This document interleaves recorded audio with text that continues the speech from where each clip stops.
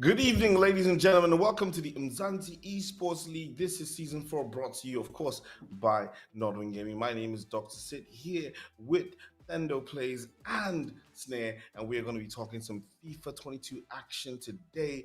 It's going to be a rumpa stumper. Welcome back, ladies and gentlemen. If you have missed all the FIFA action, we did too. Started yesterday, continuing today. But first, let's take a look at the schedule of what's happening today. As you know, ladies and gentlemen, we are having two games back to back. Unfaizdd versus Bobo Beast coming up first, and then we have a second match, Masoom versus Young Savage, ladies and gentlemen. Then we have to move over to the PUBG Mobile segment where we'll be having three maps, as you know already, Erangel, Sanhok, and Miramar. And you might ask, what are these players all playing for? And that's our amazing prize pool, which is popping up on your screen right about now. If you don't know about it, it is a whopping $17,500 with $15,000 going to the PUBG Mobile segment and $2,500 staying right here with the boys playing FIFA 22. So, ladies and gentlemen, today we have an amazing matchup for you as it showed up in the schedule, which are two amazing young players which have been putting in a lot of work and have fought their way up to this point. Now, Thendo, please tell us what we're looking at with Unfaizdd and Bobo Beast. Yeah, I mean, looking back at the previous season, I mean, I think this is a season of redemption for a lot of players. Obviously, Bobo coming into this one after having to face that relegation slot needs to pick up the momentum nice and early. I think especially Unfaizdd coming out inside that finals weekend. I think he has a lot to prove coming into this new season, and I'm pretty excited, right? FIFA 22 coming in as well on top of that. So it is a lot of action, a lot of new things that are going to be inside the game. It's going to be interesting to see a couple of the reads on what the players are doing now, what players are being used, and I just think we have banger games like left, right, and center here tonight, Dr. Sid. Yes, amazing. And just want to do a very quick reminder, guys, as you're watching right now, we do appreciate your comments and your chats. So please make sure you use the chat box below and comment on this video and let us know exactly how you feel about everything that's going on. Now, Snare, today, look at the standings of what we're looking at. Tell us what we're looking at here.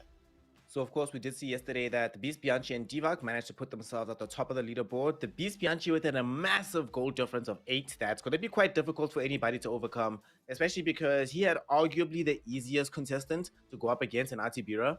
Though Bobo Beast, like Tendo mentioned, did have to face that relegation battle, he didn't find himself getting that badly scored against in Season 3 of the Umzansi Esports League. So it's going to be quite difficult to unseat the Beast Bianchi at the very top of the leaderboard. But Divac is obviously fair game. And nobody else has posted up points on the board. And Young Savage, Masoom, Unfaizdd, and Bobo Beast, all of them will be playing today. So at the end of the day, we will have a very clear idea of what to expect in terms of what the leaderboard is going to look like going forward.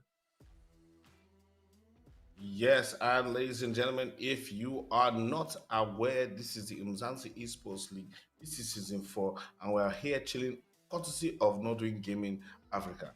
Listen, as an African man myself, you know that football lives in our bloods. But yesterday, what we saw with the demolition of Atibira was very painful to watch, and it was bringing us some memories of some that mayhem stuff. But this season, like we said, expect the unexpected. Anything can happen. And today we're looking at Unfaizdd and Beast. Now I'm going to get very quick predictions because I know the boys are ready and they're ready to go into their matches. Very quick predictions, Tendo and then Snare. What are your predictions for this matchup? Yeah, I mean, looking at Unfaizdd, right? Like I said, he has something to prove, and I think he's going to be working up so that at the end of this season, in that grand final, it's going to be him this time, right? And Bobo, yeah, relegation last season. So I think just based on kind of those performances, I'm going to give this one to Unfaizdd, and I think it'll be tight, but not tight enough, and I'll go with a 3-5 on aggregate. 3-5 on aggregate. Well, what are you saying? I was going to say that, I've never once in the Umzansi Esports League ever not repped my boy Unfaizdd. I'm going to go with him 4-0. I don't even think he's going to concede a single goal here. I'm expecting Unfaizdd Season 1 champion to reply my faith and reward it properly. And I'm very excited what he's going to do here today. All right, man. So I'm going to let you guys take it away. and the guys can enjoy some amazing football action. See you guys after the games. Thank you, Dr. Sid. So as we get into this one, we do see that the two players going up against each other, Tendo. Unfaized, of course, has had the historical advantage here in this matchup, but Bobo Beast, it's a new game, new platform, has an opportunity to redeem himself. And the last time these two players played against each other, Unfaized did score very early on, so already Bobo Beast is doing better than in Season 3.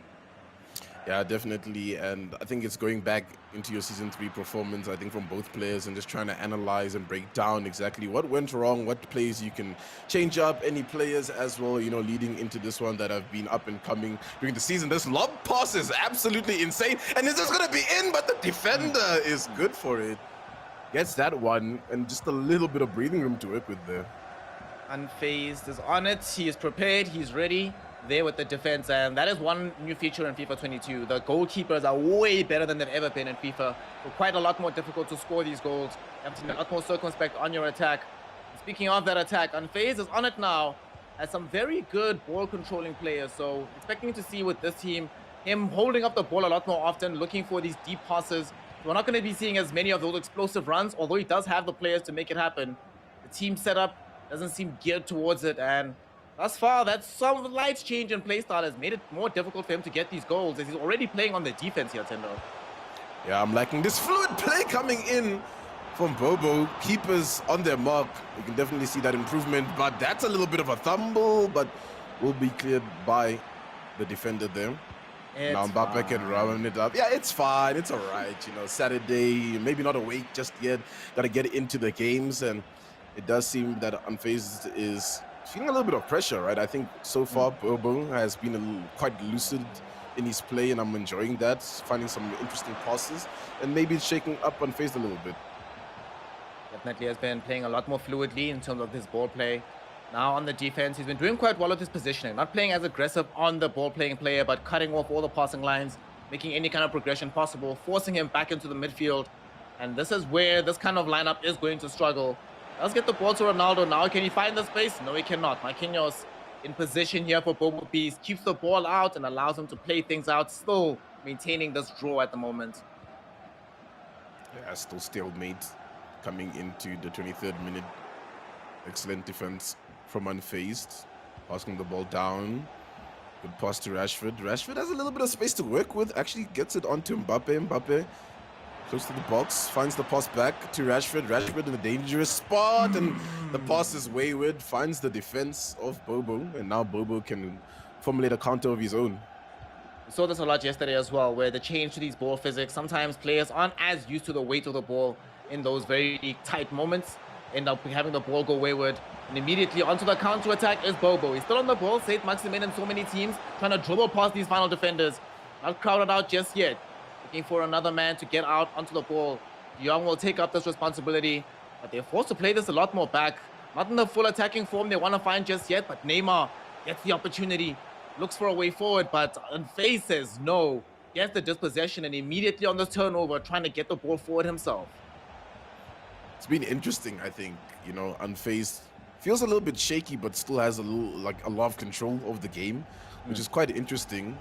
Bobo, yes, has been on these attacks and been causing a lot of problems, but hasn't found anything from it. But maybe right now he can string something together. Wijnaldum back to Neymar. Finds Mane, but there's just traffic in front of him, and there's no way he's going there. Yep, no way forward. Interesting thing about Unfaized is that historically throughout the Umzansi Esports League, of all the top flight players, and in fact of all the champion players, he's the one that's tended to have the slowest start. Takes him a little bit of time to adapt, especially when a new game is released. Once he does make that adaptation though, things start to look extremely dangerous from him. But he's still at least keeping this one very close and tight. But this might be the best time to play against them. So Bobo, very favored in this draw potentially. And so far, so good. Like, I definitely think a lot of the potential that we've seen him have in the third season, we're seeing a lot more come to fruition just here. He's not playing with as much flusteredness. He's not as frustrated when he's not getting these attacks through. Playing with a lot more composure. Hasn't conceded a goal just yet against one of the best in the business, which is a great sign of life for him. And in fact, looking for the first goal himself. Mane gets it to Saint Maximin, who's got space in the box. He gets the shot. He gets the goal. Bobo Beast is ahead 1-0. Getting the victory, hopefully, if he can maintain this lead. But Tendo, he's finally done it. He's cracked the shell of Unfaizdd, and he's ahead against one of the OGs here in the Umzansi Esports League. Bobo, really great play there, I think. You know, he finds the space. The dribbling's also good. Unfaizdd just a little bit asleep. You know, his defense was looking really good, but now he's on attack on his own. Ronaldo, back to Mbappe. The keeper stops that one. Out for a corner now. Unfaizdd trying to attack while the wound is still open here. Can he find anything? And the keeper scoops it up. But yeah, I mean, right now, I think Bobo's really in control of the game. I think Unfaizdd wasn't panicking, like you said. He was still very calm, cool, collected in what was happening, even though he was absorbing a lot of that pressure. But Bobo is kind of just manipulating that like an instrument right now, and he's just working around it. He's finding these angles that Unfaizdd isn't really covering too well. And I wonder if these new mechanics of FIFA 22, maybe, like you said, Unfaizdd is slow to the start. Maybe he's not comfortable with it, right? It is the first game. It is opening night, so maybe he's just not there. We'll see how he deals with it in the second half, though. First half, he finds himself 1-0 down right now against Bobo Beast. You know, the underdog FC, we saw this name many times in Season 3, and this time it's living up to its name. Has a goal lead. The interesting thing now will be, how do you maintain this? There's still a lot of FIFA left to play, an entire second half, an entire second leg. And we have seen Unfaizdd before adapt to what his opponents are doing and figure out ways forward. I mean, we already just see him just now make some of these tactical changes and adjustments, hoping that this is going to be enough to overturn the result as it stands right now. Unfaizdd starting things off, but the interception from Bobo is good. Bobo stringing a build-up play. Have some players to work with on the wing. Does he spot those opportunities? For now, it's held down the middle. Wijnaldum pushing it down. Unfaizdd defense is falling back quite well, but offside pass, unfortunately, there will reset Unfaizdd play. Offside gets drawn, so Unfaizdd will be allowed to play back with the ball. You know what this is kind of reminding me of? Do you remember that game where Bobo Beast, the only person in Season 3 to do it, when he took out our #1 seed, Julio the Beast Bianchi? We'll talk about it in a second, because Unfaizdd might find his way through. No, I like this defensive shape. I think Bobo's going to defend this fine. I think he's okay. But it feels like he's sort of playing at that same degree of proficiency. Like, his ceiling is somewhat increased since being able to realize that, wait, I actually can beat the best in the business. Feels like he's a different player than what we saw in the previous season. Yeah, and it's a bit of a redemption season, right? You know, you come from that relegation spot and everybody kind of looks at you as, I want to say what happened to Ati, right? He came in, obviously dealt with quite efficiently, and you kind of look at Bobo and you think he's on that same kind of platform, but then you'll forget that he actually played, you know, last season, and he got a lot of experience, and now, you know, we're starting to see some of that experience come in with this game with Unfaizdd, and I'll be a little bit worried for Unfaizdd if he doesn't find anything in this first leg, because looking to try and net it in that second can be a little bit tough, especially if Bobo stays online. Bobo right now, as you say, still staying very, very strong on the defense, has not dulled his senses at all. In fact, he forces a turnover on the board here, gets himself the throw in. And I also really like his team composition. We had some critique of his composition in the previous season, but here he's got all the really high impact players. He's got Dembele, he's got Wijnaldum, he's got himself Achraf Hakimi. Get him in your team. I cannot preach this gospel enough. Do this as soon as possible. It's working out quite well for him here. On to Dembele. Back to Wijnaldum. Just trying to slice open the middle field and see if he can find any passes. Lots of those have been working so far for Bobo. Unfaizdd just fishing for this ball, trying to hold his line. It's broken a little bit, and that's a weird pass. It hits the shoulder, I believe, of one of the players, bounces back. I believe they're calling for a handball, low-key, but hey, it is what it is. Don't move on from it. Unfortunately, there's also been an animation and physics change for the players, so ball interactions can be a little bit more strange. You'll see a lot more of those weird passes in this particular iteration. It is what it is. The attempted realism can sometimes hurt the players. And Bobo will feel a bit hard done by there. He was in a very good position. Had Neymar gotten that ball, probably would have been staring down 2-0 right now. But Bobo Beast will have to do this the hard way. Gets the ball through to Neymar this time around. Does he find the space? Referee? All right, I guess we're just gonna have to walk past that one. And If I'm Bobo, I'm feeling a little bit hurt by that, especially since Unfaizdd is on this really good attack with Mbappe on the wing. Can Mbappe find any options? Finds one for now, brings it back towards the middle. He's trying to slice open this defense, but the line is good, but he's breaking through a little bit, but not enough. Man, Bobo has been on point with the defense here. Gets the ball out with Lucas Hernandez, and we still are playing. I was actually about to say I'm a bit worried about him because in the previous season, he had issues with his composure when things didn't go his way. So I thought he might have tilted a little bit off of that, egregious situation from the goalkeeper, but maintained his composure. He's back on the attack, earns himself the corner kick. It doesn't go positively, but at the very least, he's playing the ball in the aggressive final third. Nintendo, must say, he's been the only time it feels like Unfaizdd has been allowed to play has been on this left flank, but nowhere else on the field is he allowed to do anything. Bobo is just controlling everything at this point. Yeah, I'm really loving what Bobo is bringing to the table, right? Because now, if this game especially ends in his favor, he starts to become in that conversation that, wait, maybe, just maybe, no. For Unfaizdd, that is, keep us there, keep us on his mark, saves that. But, before I hand over to you, just raising this question, if Unfaizdd is struggling against Bobo like this, what's really happening here? Is it Unfaizdd, starting to feel the wear and tear of just kind of being at the top for too long in his own regard, right? Or isn't this now Bobo's up and coming, and are we going to start seeing him put numbers against some of the heavy hitters inside this league, right? Maybe he's going to start winning games against champions like Savage, maybe go up against Divac. I think Divac, based on how he's playing right now, that game between Bobo is going to be pretty interesting because I think I'd favor Unfaizdd over Divac, most of the time, just based on how solid Unfaizdd has been. But right now, Bobo's doing some, like a whole madness, honestly. Like I was saying earlier, I think like Unfaizdd does take a little bit more time versus his contemporaries. Bobo's got this, he's fine. But I think it's a bit of both, right? It's a confluence of events where Bobo's on the come up just as Unfaizdd is still in this slumbering phase, hasn't necessarily woken up completely to the game just yet. So Bobo is clearly exploiting this because he's playing with a bit more hunger. And clearly, he also has a lot more to prove, right? You're talking earlier about how on Unfaizdd, he has something to prove from failing to win the entire season, but you're still in the playoffs. Bobo had to come back from relegation, has to prove why he's here to begin with. And he really does have that desire, that hunger. It's his second season here, and he's looking for his first win against Unfaizdd. He's beaten top flight competition before. Can he do it again here? The moment tick down, he's already got the victory, but he at least wants that 2-goal cushion. Doesn't want to be comfortable with just the one. Yeah, love the game management coming in here, just holding onto the ball, killing the clock, trying to find some passes, some good passes, but it's not good enough to get into the back of the net, and it's also offside, so they'll be able to reset from that. And there's a little bit of time here for Unfaizdd to work with, and I'm shaking, I'm worried over here as he's running in with Rashford. Rashford's in the box, and can Rashford find anything? Nope. The keeper's there on his mark, stops that, and Bobo can take a breath, reset this one up, and probably close this one off. The end of the game here, giving us a good demonstration of new mechanic. Explosive sprint from Rashford, great goalkeeping from Edison there, keeps it clean still. And we're not done just yet. The final passage of this game might just be a goal for Bobo, and FaZe will say no. It came a lot closer than he was comfortable with. Ultimately, it ends 1-0 in favor of Bobo Beast. The entire tie is not finished just yet, but I have to say, this is by far the best performance we've seen from him in the Umzansi Esports League.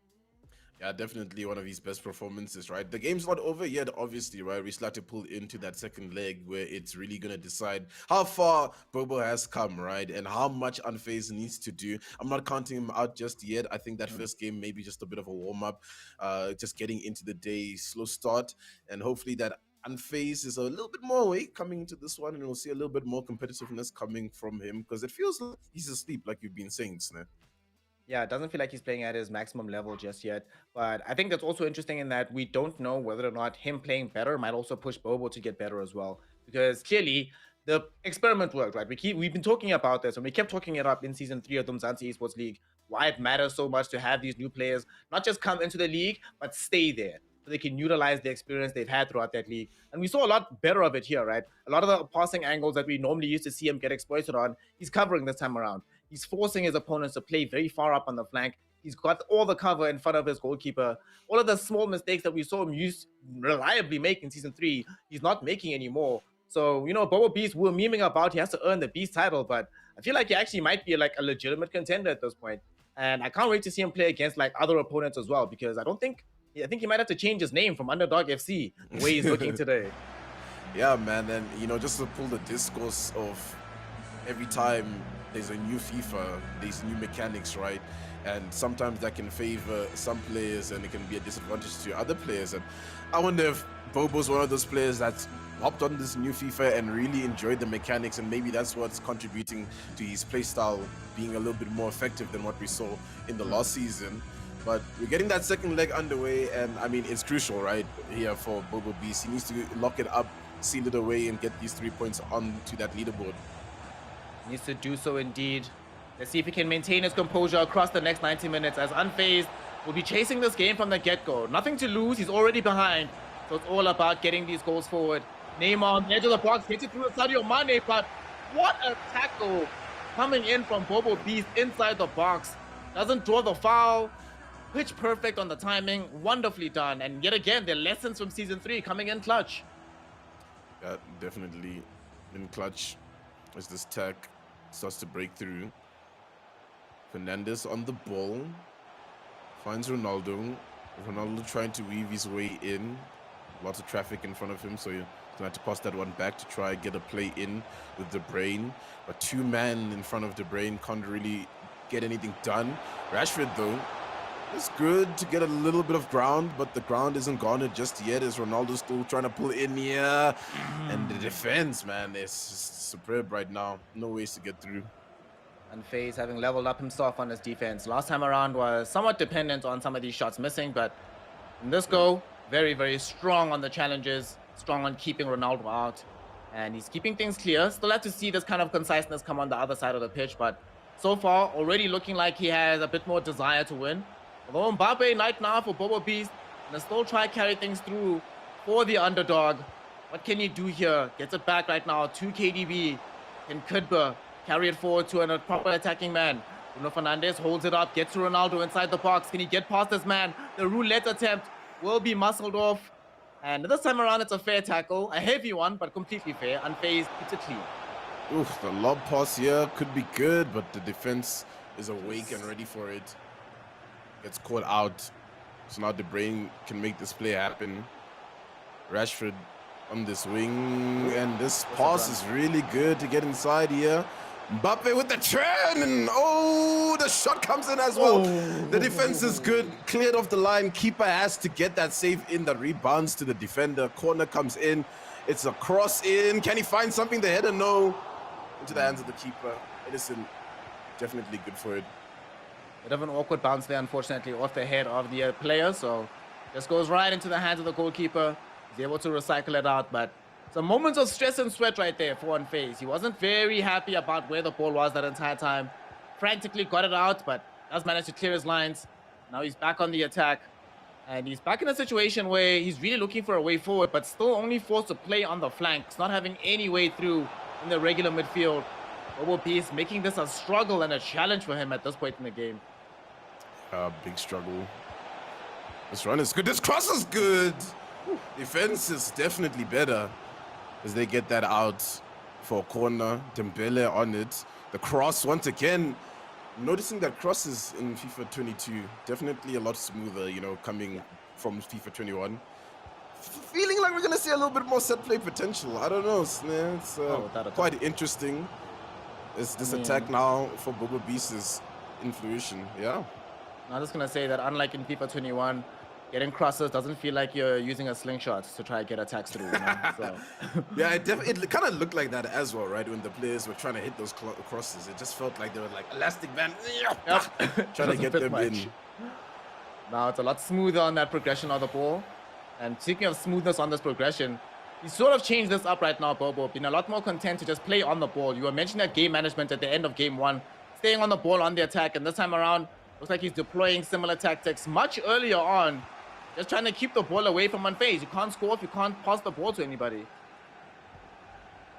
Attack started once again here. Neymar's on the ball. Oh, so many players in front, so much traffic. The defensive line is being held up well. No real options to work with for now.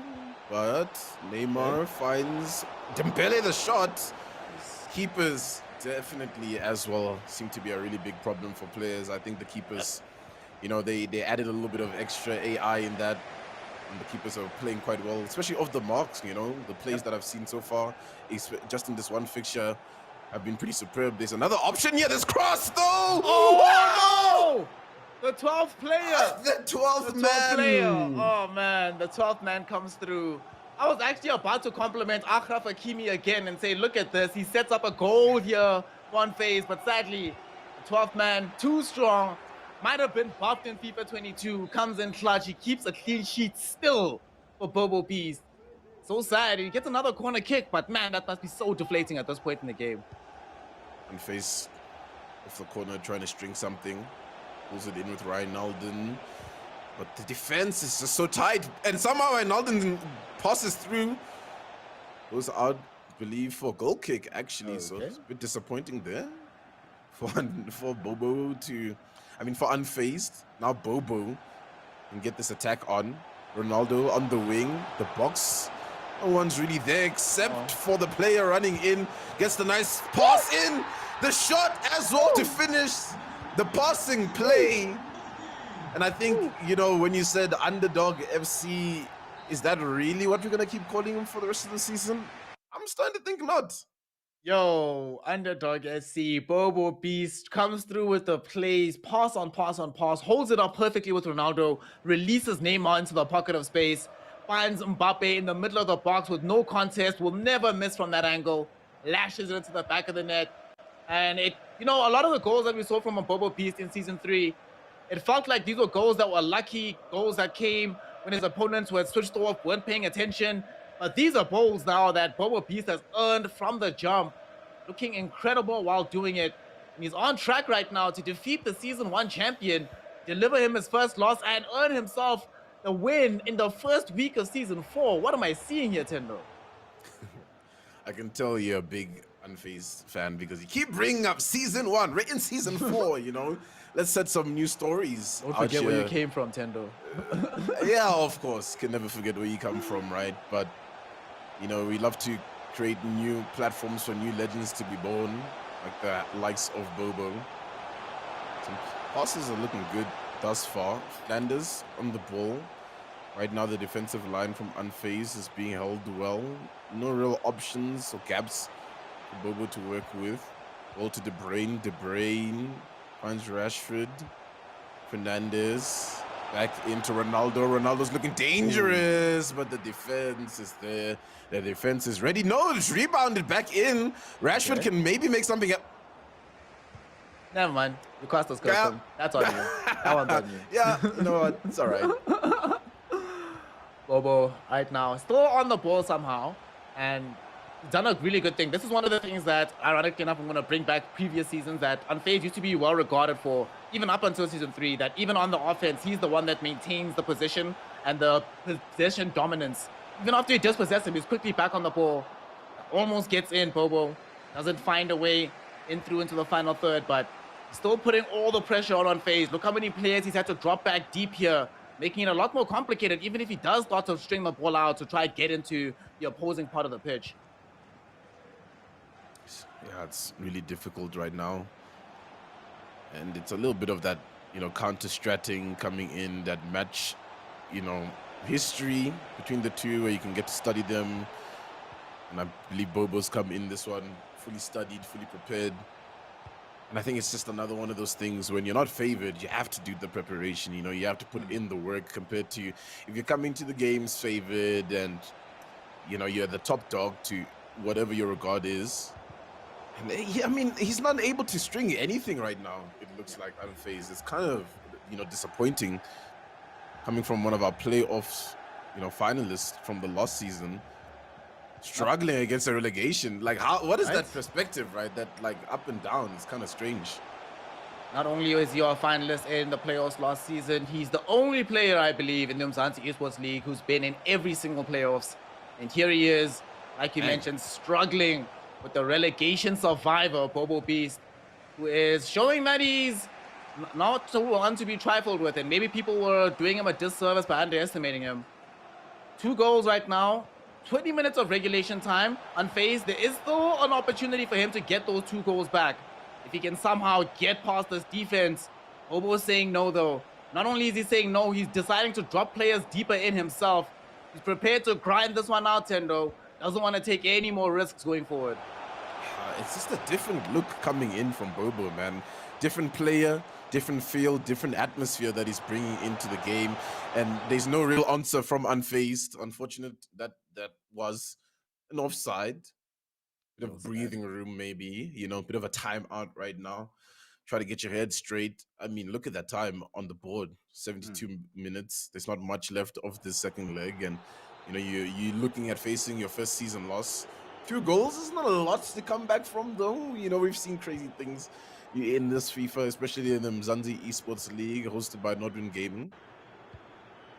Seeing wilder things and comebacks at this late stage of the game. Will we see wild things here today? Unfazed. Stopped in his tracks. No, those tackles. That was like textbook Virgil van Dijk. We see why he's in the team. The brick wall put in front of you. You're going nowhere. Boss, this ball is mine. All right. De Bruyne down the middle. Ronaldo doesn't do much. So now, Unfazed, maybe can string something. Sterling in the wing this time. Maybe burst of life into this one, make something happen. Ball's back to the center, trying this build-up plays. Renato Sanchez. And my issue is that it just feels like, you know, this slow build-up play at the back is just wasting his time. You know, I think the defense in front of him is just so well set up already that you kind of just need to attack them and try open it up from, you know, the forefront, kind of like what he's doing right now with Sterling. And he's just bringing it back, unfortunately. Slow down. Yeah, it's the composition of the team. That's why he brought Sterling on, replacing Bruno Fernandes with him to try and get a bit more pace in the team rather than ball control and attack positioning. At those points, he realizes that the problem is pace and speed because he's been taken advantage of by Bobo. Dog, that man's legs were gone. Woo! Oh my goodness. 2-0 in game number 2, 3-0 on aggregate. Bobo Beast is out here today, putting himself on the map. And if things don't change in the next 5 minutes, Tendo, not only will he get his first win, he's actually going to be second on the leaderboard, leapfrogging even over Divac. Yeah, great way to start it off, right? Oh, that is we've true. just been informed that Unfazed has been the one that's scoring. Yep. You see, okay, we see the difference now. I think we just got confused with the UI, ladies and gentlemen. Very unfortunate. so I told you my boy Unfazed is out here. Yeah, so we're actually sitting in a reality where Unfazed is actually leading, right? Yeah, guys, 2-1. All right. The home and away kits actually got us really confused as well, I think, Snare. I mean, come on, guys. They literally switched. They had black and white the other game, and it's just like a flip side. So actually, you know, we end that one with Unfazed winning. And I think everybody's pretty entertained with myself and Snare right now. It's with fine. How that one went. Don't you think, Dr. Sid? Exactly as expected. I told you, I'll never doubt Unfazed. He's always going to win. My prediction was right. I was worried about the prediction as well. You know, prediction was right. I'm so sorry. I'm so sorry. No. I was watching you guys and I was like, what's going on here? Oh my god, that was by far probably the most entertaining casting I've watched. Oh my god, listen guys, you guys are so amazing. You know, it's like watching the whole game and it's like, oh yeah, so United just was no, it's like, no, that's But listen, that was just some great, amazing football. I mean, Tendo, what do you make of both games today? Well, considering what my previous perception was, I'll still say Bobo put up a pretty good fight, considering how it ended 2-1, you know, based on how I predicted it going more towards Unfazed with a more scoring game. I think Bobo had some good opportunities here and there, but Unfazed definitely in that second leg did bounce back like he was supposed to bounce back, and that's exactly what our Season 1 champion should be doing inside of these games. I was really rooting for Bobo when he won the first game 1-0. I was like, wow, maybe he could just hold out and just get a draw or something and get the momentum and the wins that he needed. But then obviously on phase, as I've my first experience with on phase was in season 3, and seeing how he plays, he was literally unfazed by the loss, came back, did what he had to do, came back, went to put some points on the board. Oh my God, Snare! Listen, we have one more game coming up in the FIFA tournament today. This look at this table right now. Talk to us what we're looking at. So, given that my last thing I was going to say about Boy Bobo doesn't apply, Unfaized taking the victory, only one goal difference. He is in third place. This presents a very good opportunity for both Unfaized, for Young Savage and Masoom, who are going to be playing next. Either of them only need to be able to win by more than one goal advantage to leapfrog over Unfaized, potentially challenge Divac at the top. It's unlikely between the two of them that they'll score 8 goals in one direction. So the Beast Bianchi seems like he's going to be pretty safe at the top of the leaderboard there. But now positions 2 and 3 are completely up for grabs because Unfaized, yes, though he did win, he did come back from the loss. Beast did put in a very good performance and has improved on his performance from season 3. I mean, we thought he was winning, he didn't, but at the end of the day, he's now also in a position where the rest of the season going forward, he's not going to be looking as unfavored, as much of an underdog as he was in season 3. So it's going to be a very competitive season, I'm expecting, and especially this next game because it's the current defending champion, Young Savage, who's going to be playing against his predecessor, season 2 champion, Masoom. Couldn't be a better way to start the week. Yes, couldn't be a better way to start the week. Ladies and gentlemen, looking out for some brand new action coming very soon. We can't wait for it. I'm just waiting to get the word to find out if we're going straight into the match or if we're going to be taking a break. But Masoom and Young Savage. Young Savage, the guy that just came through, busted through season 3, table. He shook the table and some very two big fruits fell off. And when you see that big fruit, you eat the fruit like a champion. You know what I'm saying? So coming back, what are we going to be expecting?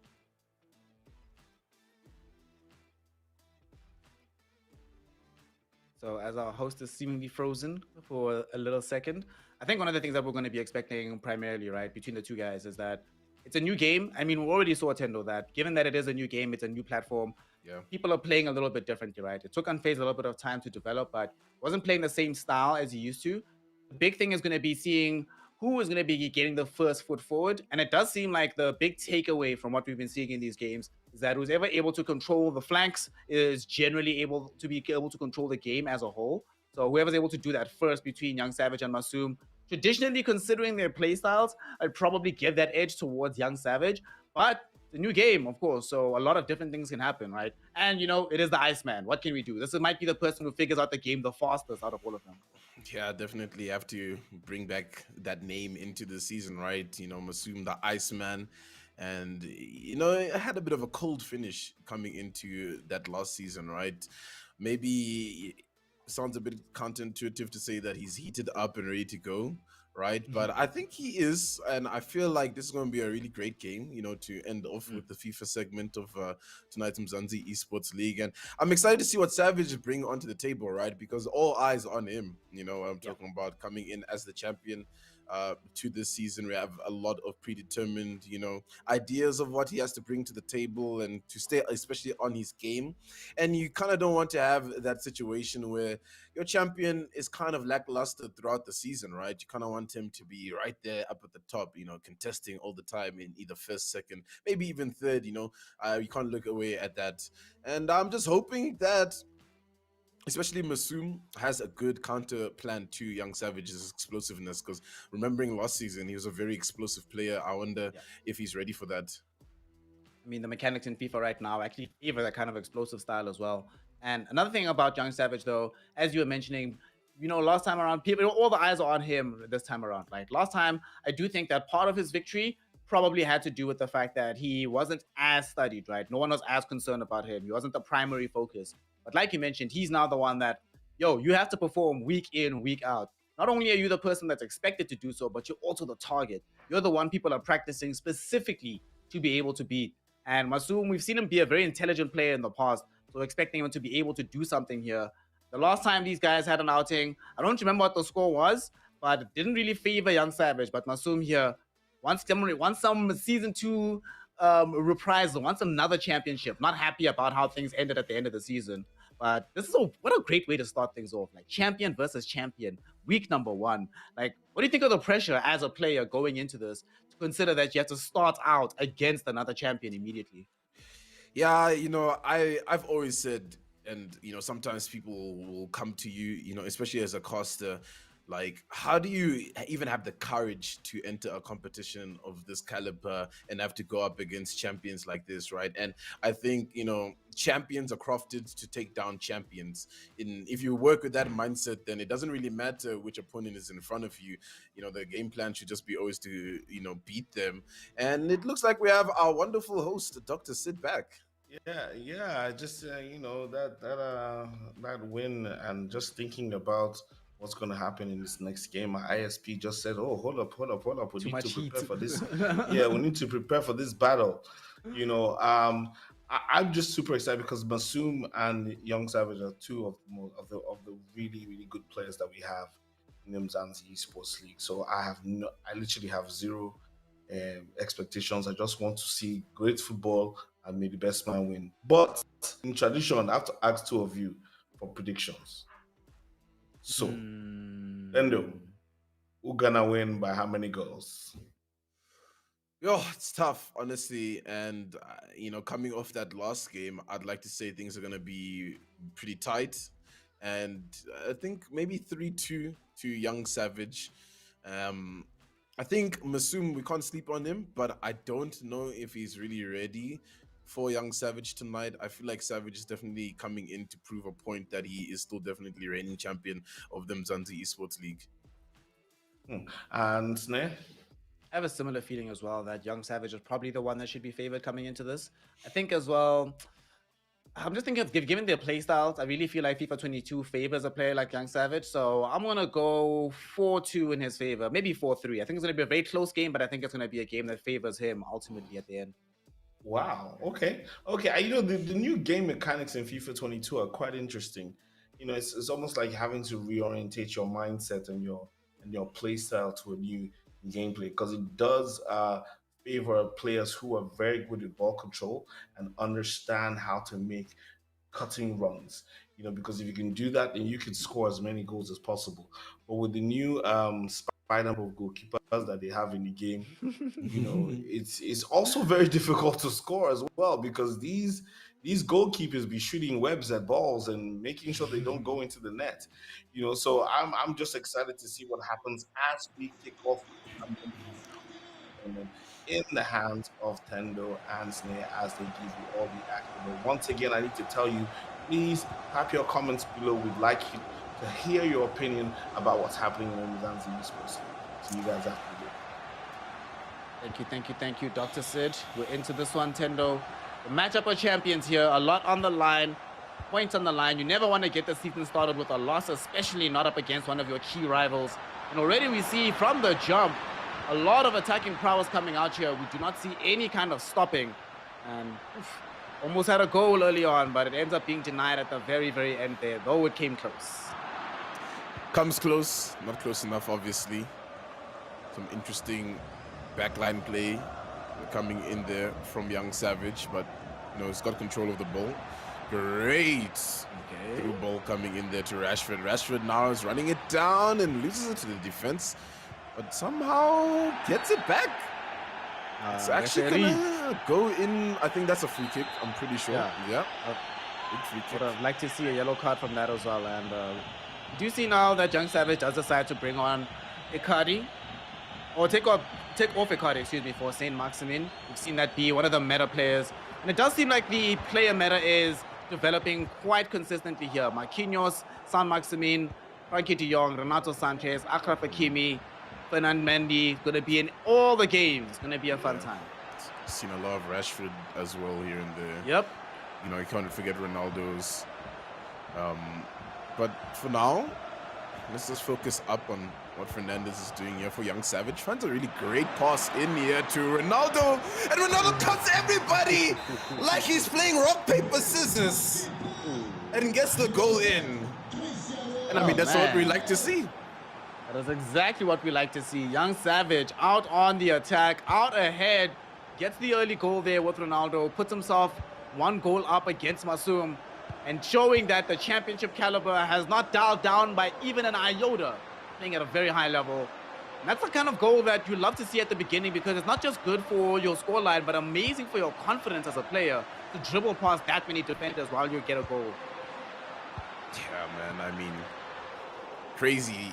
Like, you know, just touching on real life, obviously, with Ronaldo going back to Madrid, how he can be like at that age and still be at such a high caliber. And even in FIFA, you can still see it, right? That Ronaldo's on the ball. You got to be worried. You got to be fearing that he might just be able to do that cut-in play that we just saw there, especially in the hands of young Savage, who is so good at controlling and manipulating the ball. It's quite dangerous. So, Masoom, back against the wall. Ronaldo of his own, can he make some magic? The ball through to Mbappe now on the edge of the box, tries to get through to Ronaldo, but Achraf Hakimi in position, make sure that the ball goes nowhere. And it's back now in control of young Savage. And look at the pace that he's playing with here. Dembele gets it through onto Rashford. Can't get onto the other side of the ball, but he forces a corner kick. This is a very dangerous position to be in. Young Savage sniffing down his second goal. And he gets past the defenders here. Finds Kimpembe. De Jong finds Militao. Still can't find an angle through the shoot. St. Maximin, it bounces back. And it's offside, unfortunately, for young Savage. Whew, I'm here holding onto my seat at some of the plays that young Savage is making. The confidence on the ball. Even with so many defenders in front of him, he's still trying to find those openings, those gaps in front. And you can see exactly why he's our season champion. Interesting ball. Saw the idea, doesn't quite find it. Defenders are there. Defenders squandered the ball. And then the midfielder squanders it. And now Masoom on the attack. Maybe he can explode to life and get something happening. No, the defense is there. Defense is ready. And yeah, it's just back and forth in terms of just like losing the possession of the ball between the two, it seems. Yeah, but even off the ball, it does seem like the control is all the way favored for young Savage. He's positioning to make life extremely difficult for Masoom. Though they've probably shared about equivalent possession in terms of where the possession has been, Masoom has always been playing in his own danger zones, not really feeling too comfortable about the game, forced to drop really deep with his DMs. You see how close to the defensive line Wijnaldum has to play. Doesn't make him feel comfortable with these runs, and as a result, almost every time that he releases the ball forward, either in an awkward position for the player or it's going to draw an offside like we just saw now. Offsides seem quite prevalent as well in the new FIFA. You know, we didn't see too much last season, here and there. Yeah, everybody paid the bribe to the referee last season.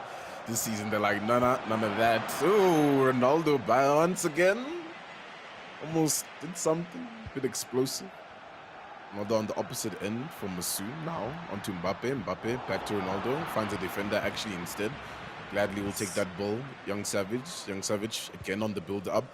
Fernandez down the middle. Back to Ronaldo. Love where Ronaldo is playing, especially for young Savage down the middle, finding these aggressive runs and these passes and just becoming that playmaker that the team needs. And here it goes once again, young Savage on the attack. The shot! No! Too much power. But it misses. Too much power. Not enough finesse, unfortunately. Gonna go wide of the box. I mean, the pole. Ends up squandering a very impressive progression of play there. And I love the way it started as well. He played that out from the back, and unlike what Masoom has been forced to do, he's dropping back Wijnaldum pretty deep. He's able to utilize just his defenders to make these moves. So it allows him that extra space to make the runs, that extra player in positioning. Now he's on the defense though. Won't be happy about squandering the goal, but needs to keep this one out of Masoom, who is getting this ball into Ronaldo. Can he find the angle? Get the ball, but nope. Unfortunately, interception will be there. The ball immediately carried over back into Dembele, and we have another attacking run. But yet again, things just get bogged down in midfield, playing pinball between the two once more. Definitely a game of tennis at this point. With the advantage, obviously, over towards young Savage. The half ends. And yeah, I mean, that's exactly the kind of half I was expecting to see coming into this fixture, right? You know, back and forth, intense, lots of plays, you know, lots of possession, you know, juggling between the two. And it doesn't feel like any of them are really out of it just yet, right? You know, I think Masoom, slow start, but can pick it up. Young Savage definitely starting off with the fire that we expect a season champion to have. And here he goes once again to start off the second half. Getting things going right now. Let's see what he can achieve. Oh, rare mistake here from Young Savage. Does manage to recover it, but Masoom not going to give him that luxury. Immediately back on the ball. Looking for a way into the box. Dembele gets on the other side of this long pass. Neymar's in the middle of this box, but Kimbepe, at this point, probable MVP for Young Savage. Once more with the dispossession, keeps the clean sheet going for the defending champion. Yeah, just been a rock for his defense back there, Kimpembe. Now Ronaldo once again being hazardous. Oh, this pass is good-ish. Not really. He got greedy. He actually had the shot. Yeah, he had the shot, but he wanted the guaranteed goal, so he didn't take the opportunity. Quite interesting decision making. Ronaldo, great pass over here onto Dembele. Oof, whoa, okay. Don't know how Mendy got that, but he did. Now Young Savage is back on this attack. Playing it from the back, trying to build things up. On a good pass to start to push things forward here. Has to pull it back just a little bit. Not too many options in front of him, but let's find the wing. Playing so comfortably right now, though. Yeah, he's in full control. Even when there's like a lot of pressure on him in his box, it seems like he's got everything under control as well. Unfortunate that he can't get past there with Ronaldo, but yeah, Masoom still a little bit asleep. You know, his attacks aren't really capitalizing, but hey, maybe I'm speaking too soon. Dembele's in here. Dembele's making a run. The cross in. The shot. The finish. He's awake. He's alive, Masoom. Masoom, thanks you for the Costa's curse, because now, because of your words, unfortunately, Young Savage has to get a goal conceded. It's 1-1 right now. Man, what a play there for Masoom, man. This is one of the things that's always been amazing about watching Masoom play, is that he'll seem quiet for so long in the game, and then in 30 seconds, he'll snap to life. There's a goal suddenly. Then he's back to playing a much more safe, deeper game. We're 1-1 in. Despite all that we've been saying about Young Savage being in more commanding positions, suddenly it's Masoom who feels like he might be the one sniffing out the second goal. Yeah, you know, sometimes as well, big strategy that, you know, I find works, especially Masoom is good at just absorbing pressure and understanding that, yes, sometimes, you know, you got an opponent like Young Savage who's really aggressive, really good with, you know, his ball play and dribbling with the players. Don't panic.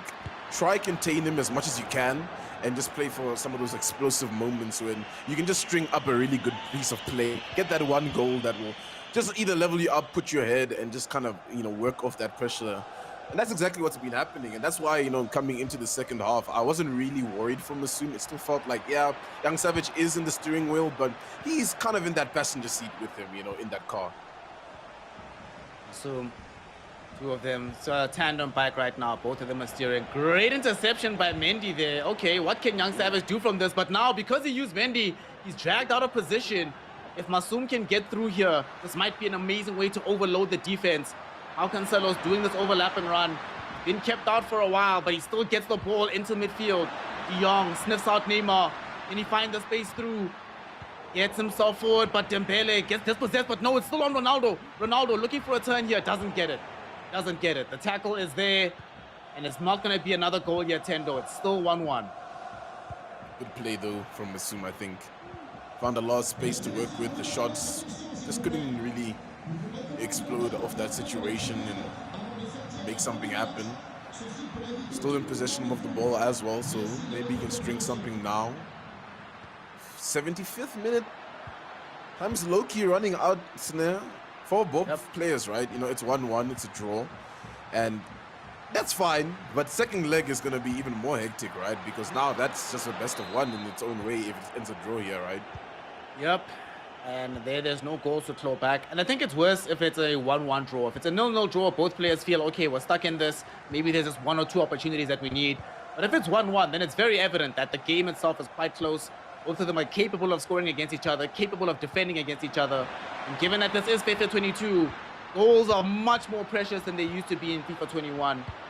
The leads are not to be squandered. Masoom unable to gain his now. Yet again, Kimbepe in position. Get the ball away and prevent the goal-scoring opportunity. Didn't see that pass, but it was great to open up the field. The players track back well, though, from Masoom, but Young Savage now with Rashford can make something happen in the box. Rashford, fancy footwork, gets past the defense, finds a pass into Ronaldo. The shot, not great. Love the attempt though. You know, sometimes you do have to kind of open it up, and especially with the Spider-Man goalkeeping, like you said, goals are precious, and I think a lot of players are gonna have to start to realize that, yeah, maybe we just have to be a little more risk-taking here and there with some of these shots, or else we're not gonna even get any points on the board. 100% guaranteed opportunities that we used to see all the time in FIFA 21. Very hard to come by in FIFA 22. Still 1-1 right now. Had a small substitution here from Masoom. He brought on Gabby Jesus, hoping for that additional pace to help him out. But speaking of pace, Marcus Rashford on the ball now, but does get dispossessed. This might be the time that Masoom can unleash and reveal the whole way that he's changed up the play style, and see if it gets him a goal in the dying moments of this game. Ronaldo squanders the ball. Young kind of squanders the ball, but finds a player, luckily. So the attack is still on here for Rashford. You know, Young Savage maybe can explode off this position, but the defense is just holding him.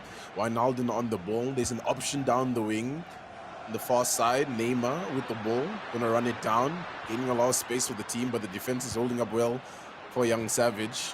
90 minutes on the board. Additional time. And a goal right now could change the very perspective of how that second leg is looking. But for now, looks like a draw, but this pass into Neymar. Neymar's in a great spot to get the shot in. The shot, though, is stopped by the defender, but we will get a corner. The last passage of play in this game right now. We're going to have a corner all the way from the edge. Look for the header. Doesn't manage to get it. That was so close. He was on the cusp there of getting a goal. How many times have we seen Masoom do that at the very end of the game with no time left? He gets the goal that you can't counter. This time around, Young Savage kept it out, keeps it 1-1. But wow, that was so close. And it felt like Masoom was getting better as well throughout the matchup. But so was Young Savage. And it was just a wonderful contrast in the styles of these two players. Yeah, you know, I mean, it's early to call it in the season right now, but definitely feeling like playoff, you know, players at this point, the two of them, just based on how they're playing, you know, the structure from both teams, the team selection as well is really top, really superb. Second leg, throwing it into a BO1, basically, right? You know, whoever wins that game wins the game. There's no goals to kind of claw back from. It's just a flat-out brawl between the two. And something that we haven't really seen happen all that much in the Umzansi Esports League is draws. Draws are very rare. Yeah. Mobizilla within the second season was somewhat well-renowned for giving us most of the draws that we had. But in this iteration, probably going to be harder to come by. So right now, if it stands at a draw, both players will probably just be happy to walk away with the point, given how close things have been. But I kind of feel that, especially for Masoom, he's the one that's feeling a bit more dangerous for me towards the end of that game where, yeah, sure, Young Savage had really good chances on goal, but Masoom just started to feel like more that clinical person that we saw throughout these seasons of the Umzansi Esports League. So if he can keep that up for the second leg, it can really make it happen. But like you've kept mentioning over and over, the explosiveness of Young Savage can never, ever be counted out. Can never sleep on it, because if you do, they'll literally blow up in your face. Yeah, it definitely can just blow up in your face. And I, you know, like you're saying, Masoom was looking really good towards that end part of that leg, right? And if you can't continue that kind of pressure into the second leg, then he might just fall wayward, unfortunately. But that second leg is starting off this time, and I mean, Snare, if I'm you and myself, I'm just crossing fingers we don't mess it up, you know, for a second game match in a row. It's fine. We got this. We see, fortunately, they've got our back. They kept the kit colors the same. They haven't changed it up. The champions know what's up. And the champion, the defender at the moment, try to get the early goal. Rashford onto the ball coming in from Achraf Hakimi. Doesn't manage to get it into the back of the net, though. But very strong start, or very strong statement of intent early on here from Young Savage. Pretty strong. Pretty good. Ronaldo from Masoom runs into some traffic there. But he gets the ball back. He can make something happen. Wijnaldum finds the wing. Mbappe on the run. Stopped by Hakimi. Hakimi's looking so good, you know, on these teams as well. I think great pickup for a lot of teams coming into this one. Thus far, holding things down. But Ronaldo's still back on it. Masoom's definitely, you know, continuing that fire that we saw him bring in from that last leg. Playing very well right now. With precision, he gets the ball into the box. Unfortunately, doesn't find the opportunity to either turn or step over it to create enough space to get into goal. So it does get recycled directly back into the feet here of Young Savage. What can he do with this? Well, apparently nothing, because he gets dispossessed. This is going to be, feels like it's going to be even tighter somehow than game number 1. And that first leg was incredibly tight. Feels like we might not even get 1-1. One goal might settle it in either direction. Yeah, it would be pretty tough for either player if one goal settles it, right? Based on how much they've been putting into this fixture thus far. Trying to spread it wide. Here is Young Savage. Dembele on it. There's a line in front of it. Whoa, he finds a really great pass in there. Everyone's sleeping on that angle, so Dembele capitalizes off it. Dembele gets the pass onto Ronaldo, the danger man. Back in. No! Oh!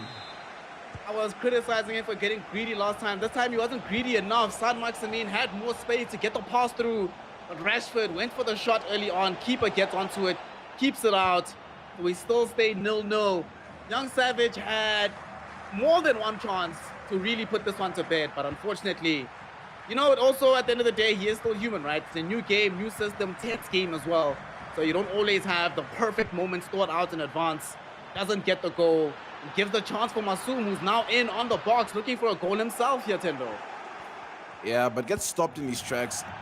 And there's the clear, just to relieve a little bit of pressure. Still going to be a throw in. Can he get it? He does. Young Savage can work off it. De Jong, he's good to get the pass off to Fernandez. Mendy on the wing. Love how close and, you know, in front of his face right now Masoom is for Young Savage. He's really bringing the defense to where he's playing, but he's still on this attack. Young's in. Young menacing from these kind of positions to get some good plays in for these players. Okay. Okay. Nah, if he hit that, I would have walked away, to be honest with you. That was lining up to be a spectacular. Doesn't manage to get it though into the top corner, just a little bit wide, goes over the sailing bar. Unfortunately, at the end of the day, it does feel like the change up in the defense, focusing a lot more on the man marking rather than just straight up tackling, has been working out very well for Masoom, making any progression on the pitch very difficult here for Young Savage, forcing him to take more of those risky shots. But it also does mean that Masoom will have to definitely work a little bit harder to stay sharp on the ball, because it opens up some very deep lanes in the event that some players able to get into those spaces. But for now, it's still good sailing, still 0-0. Still feeling fairly confident in the way he's playing on the ball, but yet again, Dembele finds a pocket of space here, Tendo. Yeah, Dembele's been a danger man, and Masoom doesn't really have an answer for that thus far in the second leg. He's finding a lot of space. Space doesn't really work out, though, for Young Savage. There's a turnover. Struggling to hold on to the ball, Masoom. It's always, you know, in the hands of Young Savage all of a sudden, and that's exactly what's happening, and that's why Dembele is able to find these pockets of space that's so menacing. De Jong once again playing it onto Ronaldo. Ronaldo now not really finding much here. Young Savage to open things up. We're still sitting 0-0. He's in here with Rashford, and it's cleared off. The very last second there. And you know what I see on the team when we look over to the side of Masoom? You know who got that dispossession was also Kim Bembe. So made the adjustment, made the switch, realizes that I also need that kind of amazing defensive prowess. Kept it clear for now. Yet again, back on the attack for Masoom. On the edge of the box here, he's not really known for going for spectacular shots, but very well known for finding perfect pass in this position. And he gets it in this situation onto Ronaldo. Still keeping it in play, and he finds the turn here. Neymar gets around, but Neymar cannot get past Courtois. New mechanics, baby. Stay at 0-0. And the corner's not good as well. Oh, actually gets a bit of a rebound. Can work off it, and now Dembele's in. Dembele can be a problem. Oh, the pass is back in, but the keeper! No, it's back in! It's a goal! The keeper looked good for the save, but it rebounds back into play. Masoom capitalizes, pulls ahead, and now Young Savage is probably feeling the pressure. We were talking about how players need to take more of those risks, What an angle to try and get a shot off there. But, oh, Young Savage still going for the spectacular, trying to get back immediately onto the board. Like you said, he's feeling the pressure. He knows he doesn't want to play from behind for too long. And he makes something happen here at the end of the first half. Referee, I guess that was a clean tackle. So we just end the half normally. You sure they didn't buy the refs this season and not lost? Listen, now you buy the referee in DLC, so you know we know what Masoom's been doing in the back line. But yeah, I mean, our predictions are kind of going under the water right now as it stands, with Masoom in the lead. Iceman feeling cold, you know, he's got a lot of control of the second leg, and it kind of felt like that first leg actually that Masoom was just reading and understanding the play of what the champion has to offer onto the table, and how come I wasn't the champion last season? What's so good about him? And it seems like he's got some answers, you know, for a lot of questions that other players in that playoff didn't really have. Yep, he spent most of that first leg. At the beginning, it looked a bit shaky, but he was just downloading Young Savage. You know, sometimes your connection's a bit spotty. He finished the download, and now because he's finished the download, almost got the next goal there. Unfortunately, got kept out by Courtois. Interestingly enough, didn't try for that slight lob towards Ronaldo, who did have a lot more space open, but again, took the risk, went for the immediate opportunity. It was the right decision. The time he did this before, granted him a goal. Doesn't do it this time around, but it's not always about getting a goal, but about putting yourself in the position to get those goals. And Young Savage sadly cannot do so because Masoom has completely read the angles of attack that he's coming with right now. No, the good thing is at least it's now. Whoa, that pass onto Ronaldo, the shot in, the lob was absolutely amazing, uncalled for. Didn't need to do him like that. What? Hold on. Production, hold on. We need to get. When are we gonna get replays on this, guys? Come on, man. We need to see that again. My gosh, what a pass! Where did that pass even come from? What? That pass came from FIFA 21. You passed that from a previous game into this one to get that goal. My goodness. Masoom, the Iceman, reading the play, reading the pitch perfectly in that position. And despite, look at this, the possession stats tell us the true story. He's behind on the possession, but it doesn't matter how often you touch the ball. It matters what you do with it. And yet again, Masoom showing that killer instinct that has made him a champion before, trying to be champion again.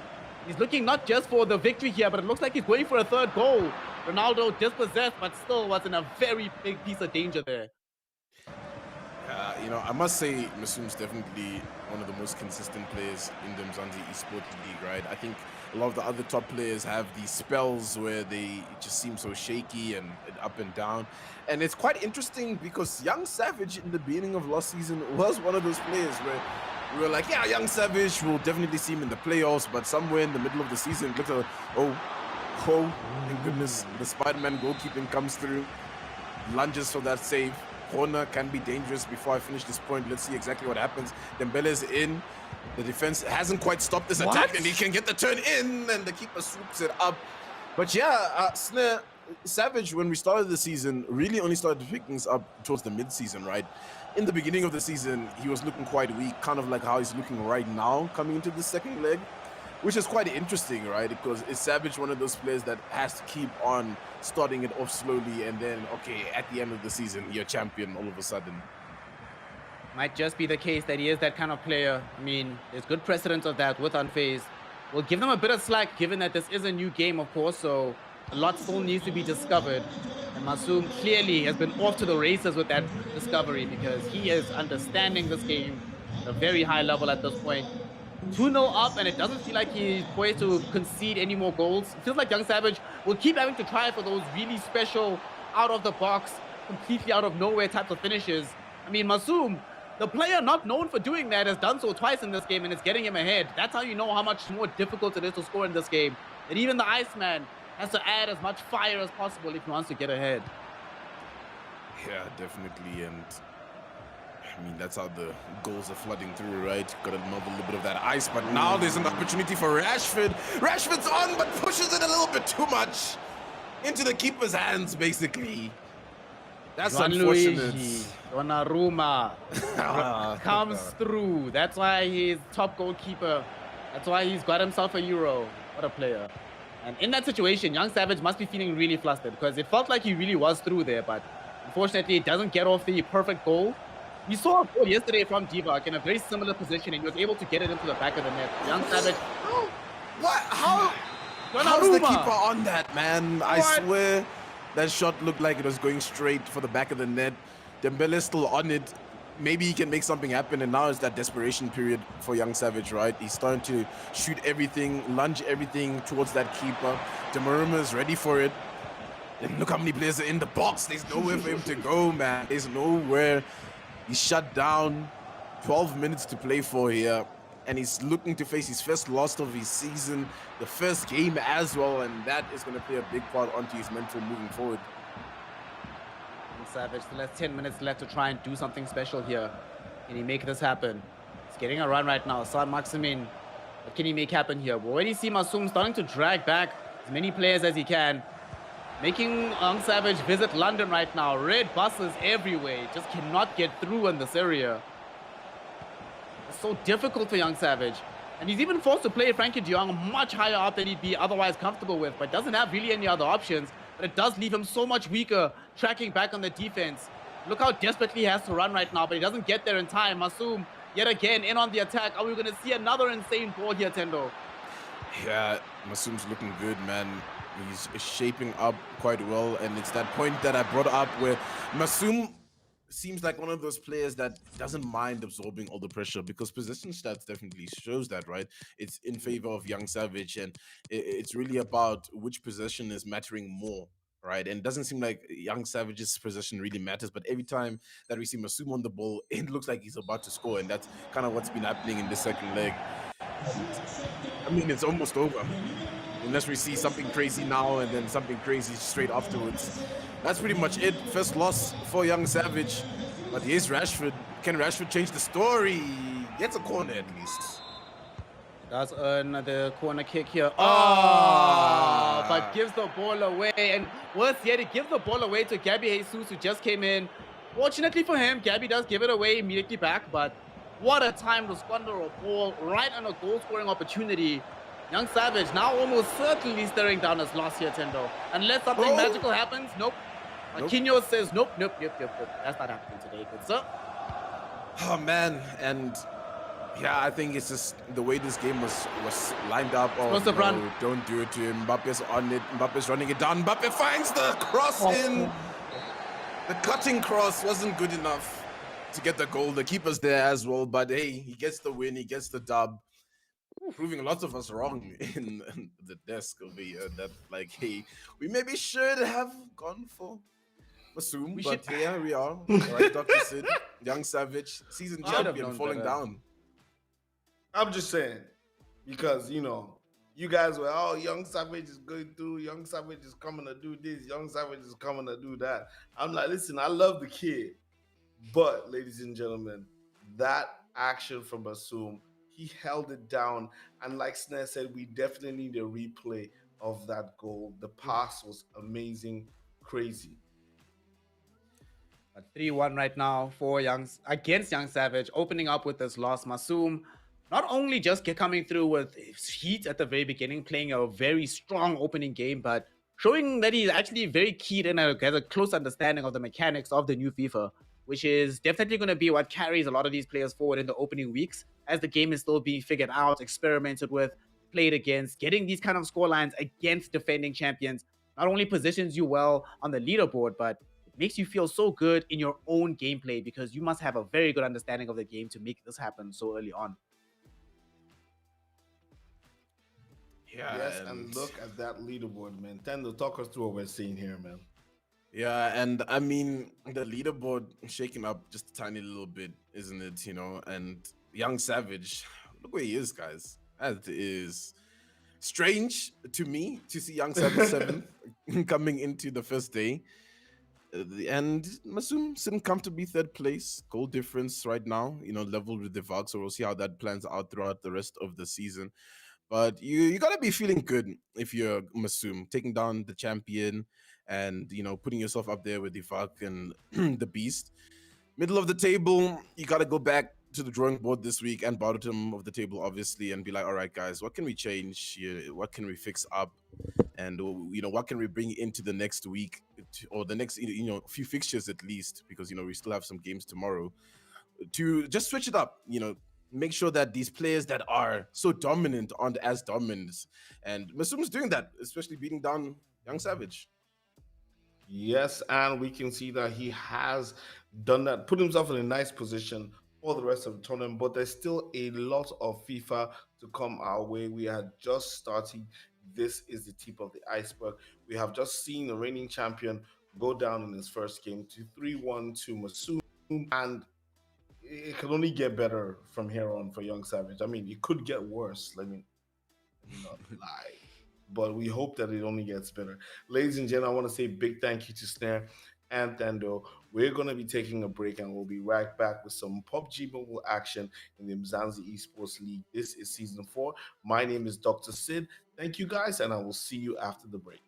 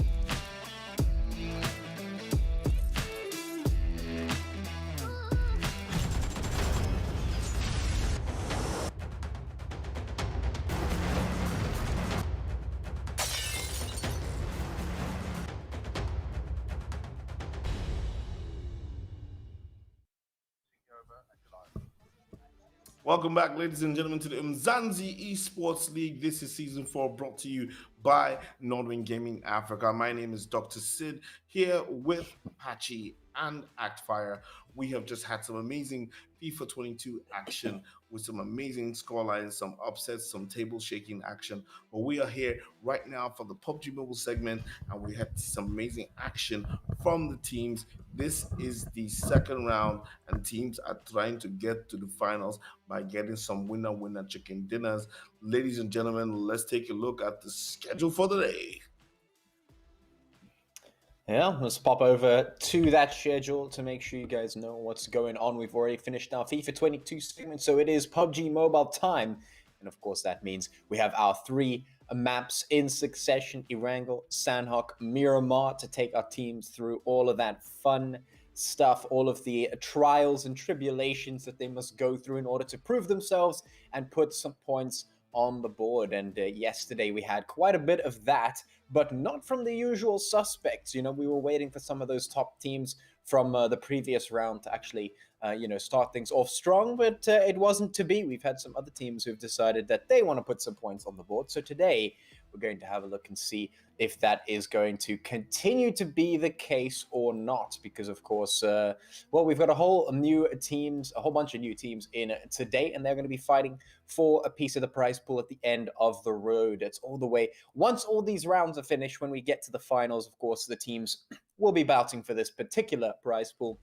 And that is, of course, $15,000 there for the PUBG Mobile out of a total of 17,500 overall, which is absolutely insane. And if you're not getting yourself in on this action, then you're missing out on a considerable payout and a whole lot of fun, as well as some pretty good competition, if I do say so myself. Some considerable prize pool right there. But ladies and gentlemen, we need to understand what the players are playing for today, which is the prize pool. But when we look at the next slide that comes on, it is going to be telling us that our players need to do amazing things to get there, which is grab some points. But first of all, let's take a look at the leaderboard to show you guys what's happening. Actfire, tell us what's popping over here. All right, we do see Team Unique on top after getting that winner chicken dinner, as well as Influence Rage, who has been, absolutely wild this season. You also have Lag Esports sitting right there with 41 points and zero tolerance as well, grabbing themselves, a couple of kill points. Feeling Apex, who, is from Nigeria, also sitting down in the 5th place right there. You got Sidemen, you got Real Insider coming all the way from Unfancy as well. Really doing well this season so far for themselves, and GT Temper, who has just been, a force coming back, previous season winners, and really doing well. It's just the start of the next stage. But moving on to the next page right now. All right, we also do see Esports, another team coming all the way from the Nkansi and Natural Killers sitting down with 18 points totally. We do see Rain from Hell with 16 points, Rainbow Six Madagascar with 12 points, YT with 10, BBC with 7 points, 17's out of killing, with, another team all the way coming from Nkansi showing their weight right here in Umzansi, sitting down with 7 points. We got Fear, who had like a really tough, it did seem at some point in time that we're gonna fall out of the Umzansi, but they found a way to battle it out in the final few weeks and get themselves right here onto the next stage. We do have Slime 4KT, who are previous season winners. They've not gotten any points so far. With KHK, Team Somalia, the Infinity, Solo Esports, ATROX, another team, who was sitting down in that relegation spot but got themselves out of it, still right here in Umzansi with Sincerity and the Magicians, who were the champions of the previous seasons in Kansi. So I just want to just make a big mention to the distribution of nations from all over the African continent, which just, as I've always said, describes how diverse the Umzansi Esports League is, and shows what they're doing to open up esports and gaming to the African continent. So we do have to recognize we have teams coming all the way from Madagascar, from Angola, from the Ivory Coast, Somalia, Nigeria, and of course South Africa. So it's amazing to see teams from North, East, West, and South they're battling it out for some of our top prizes. Now, obviously, we know for the players to move up this leaderboard, they need to get points, and we're taking a look at the point structure right here, with first, second, and third getting 15, 12, and 10 points respectively. Fourth position gets you 8 points. Fifth gets you 6 points. Sixth gets you 4 points. That's a little bit of a tongue twister. Seventh position gets you 2 points. Eighth to 12th position gets you 1 point. 13 to 16 position gets 0 points, and the almighty 1 kill, 1 point, which we have seen has changed the dynamic of a lot of the players and teams on the table and the leaderboard, and of course the MVP, because this point is what drives you up the leaderboard.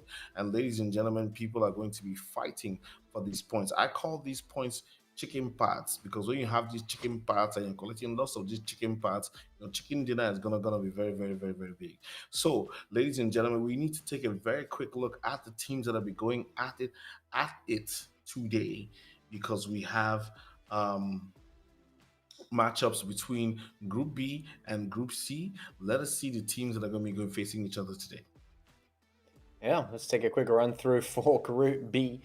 We have our tried and true Team G3, who did not show up yesterday in quite so strong a fashion as maybe we were expecting, but definitely they are having a second chance today to make that happen. Zero Tolerance, another team that's been doing pretty well recently in the season. We've got BBC Lag, Sidemen, Fear, Rain from Hell, and Team Unique as well. Team Unique having done a pretty good job yesterday in those games, and getting themselves quite a considerable number of points and making themselves a little bit of a target as well for these teams that actually want to make it up that leaderboard super, super quick. Among those teams who actually want to make it up the leaderboard is, of course, going to be a 4KT, who's going to start us off here in Group C.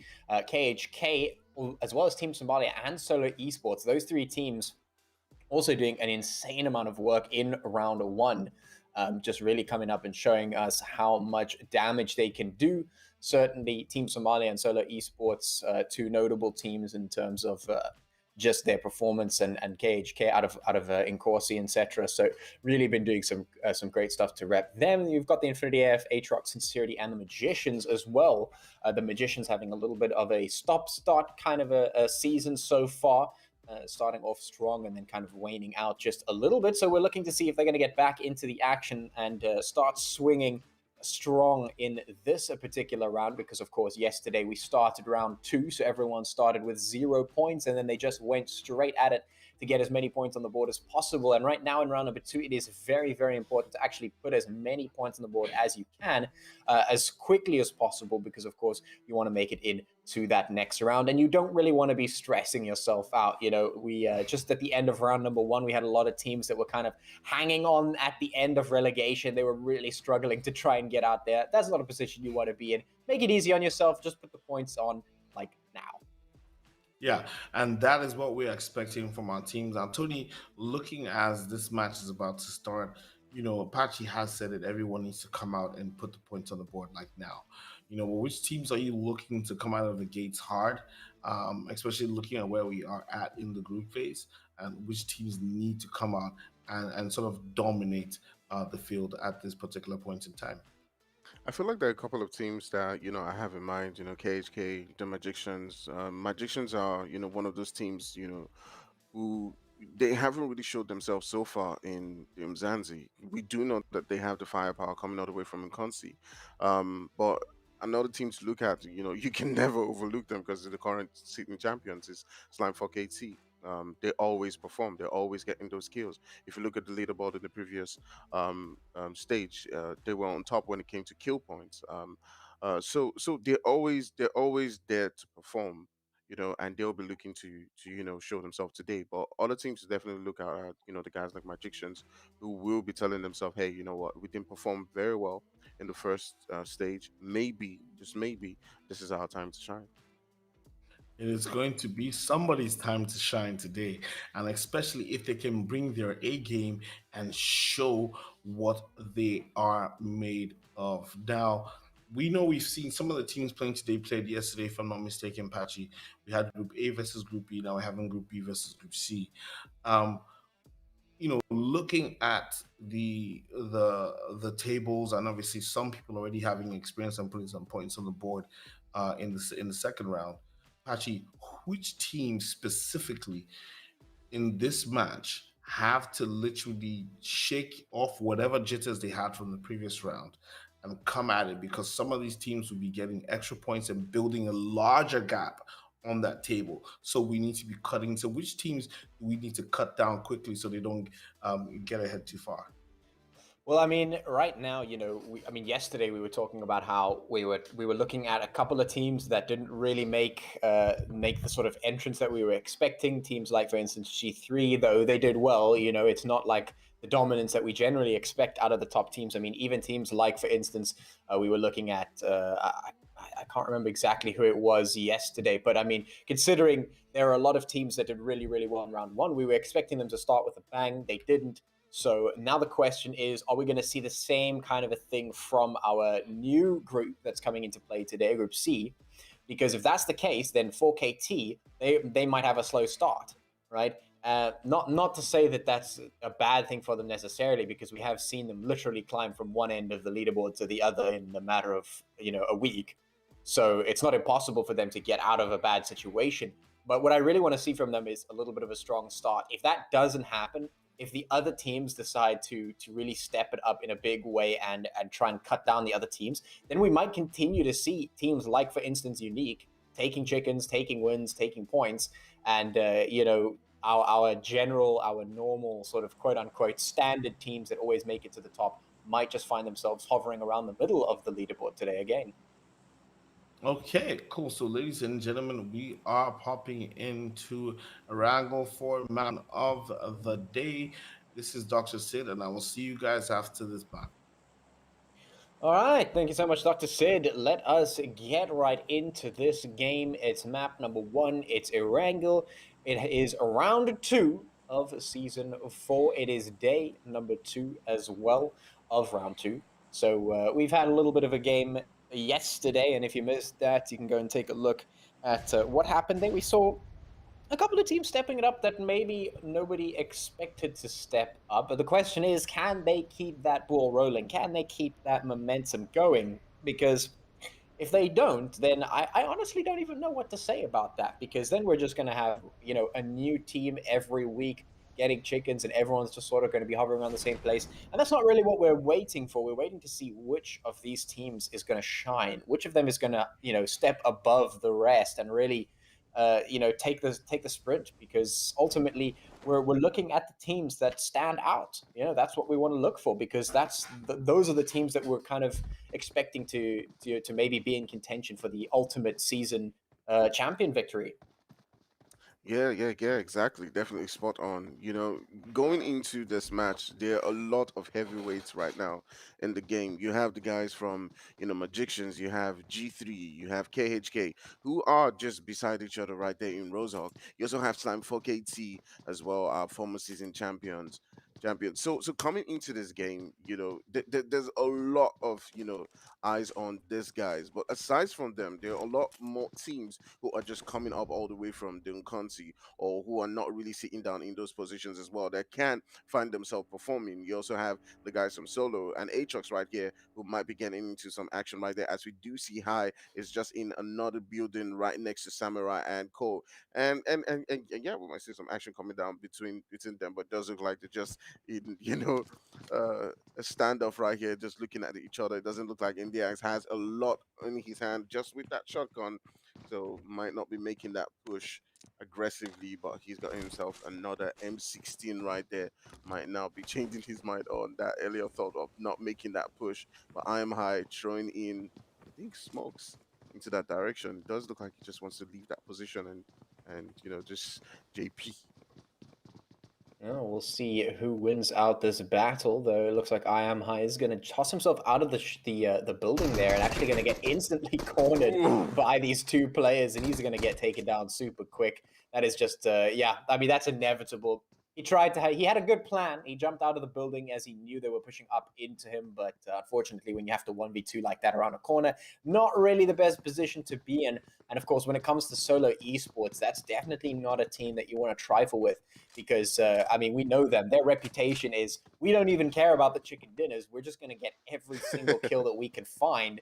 and place wherever we place. And they do pretty well off the back of that. I mean, it's a strategy that really has worked for them so far this season. Sure, it hasn't gotten them into slot number 1, but I mean, the fact that they can even get into the sort of top slots in the leaderboard in any case just on kills alone is quite impressive. So if there's a team that you don't want to mess with early on, it's definitely Solo Esports. Yeah, definitely. But just going back all the way into ATROX, no disrespect to them, but they're one of those teams to me has made it, farther than I actually did give them credit for. A lot of people when they were sitting down at the bottom stage, in the previous group, they were like, do these guys deserve to be here? How did they make it into the Umzansi? And all of a sudden, boom, they got the winner chicken dinner. Then they got another one, and then now they find themselves in this second stage. So they keep finding ways to surprise people, to, should I say, shock me, with the performances, and find themselves at this particular point in time. They've lost one player, but still keep an eye out for them, because they do know how to grind out these games, even when you may underestimate them. But turning our sights onto the guys right here from GST. I do feel this is Team Somalia. Yes, this is Team Yeah. Somalia. Right next to Zero Tolerance, and not two aggressive teams. You'll be curious to see if both of them, get into a fight right here, Beast and Cole, against them. It'll be nice to see some action coming down early between these two teams. But knowing this position where they're at, they're probably just gonna go their separate ways. Yeah, I mean, if we were talking about teams that you don't really want to mess with, Team Somalia is actually another one of those. A team that really stepped it up from the Ngozi when they got up here round 1. They were doing quite well, and they were among the teams that really impressed, at least me, when it comes to the performance. They were able to stick it up with the best of them, which is an impressive feat to say the least. And I mean, the fact that they're even in contention to be one of the top teams for this season is quite impressive in and of itself. So yeah, definitely another team to watch out for. Of course, that's happening up in North Georgia. We also have Sincerity up a little bit further to the north of that position. We've got Zero Tolerance and 4KT around the George area as well. So that's quite a hot spot. And speaking of hot spots, if you look in the middle of that zone, you'll actually spot out a couple of teams. We've got KHK, we've got the Sidemen, we've got Lag, what looks like the Infinity AF down there as well, Rain from Hell, Fear. There's a lot of teams in that particular spot, so I'm hoping we'll see some action over there, because those teams are definitely they're very close, and they have some good opportunity to make some fights happen. Man, there's definitely going to be some rain from hell in that center. I have to tell some dad jokes right now.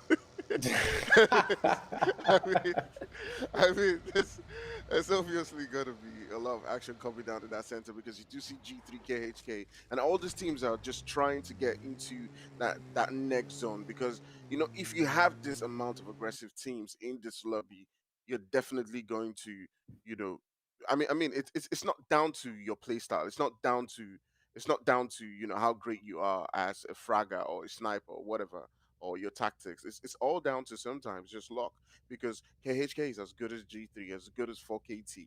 So it's all down to how you rotate, and you can see the several teams just trying to get themselves into those very crucial positions within that center. But what happens when you do that is we might get some early fights, and I'm sure the viewers love to see that. But G3 trying to get into another space, another position right here.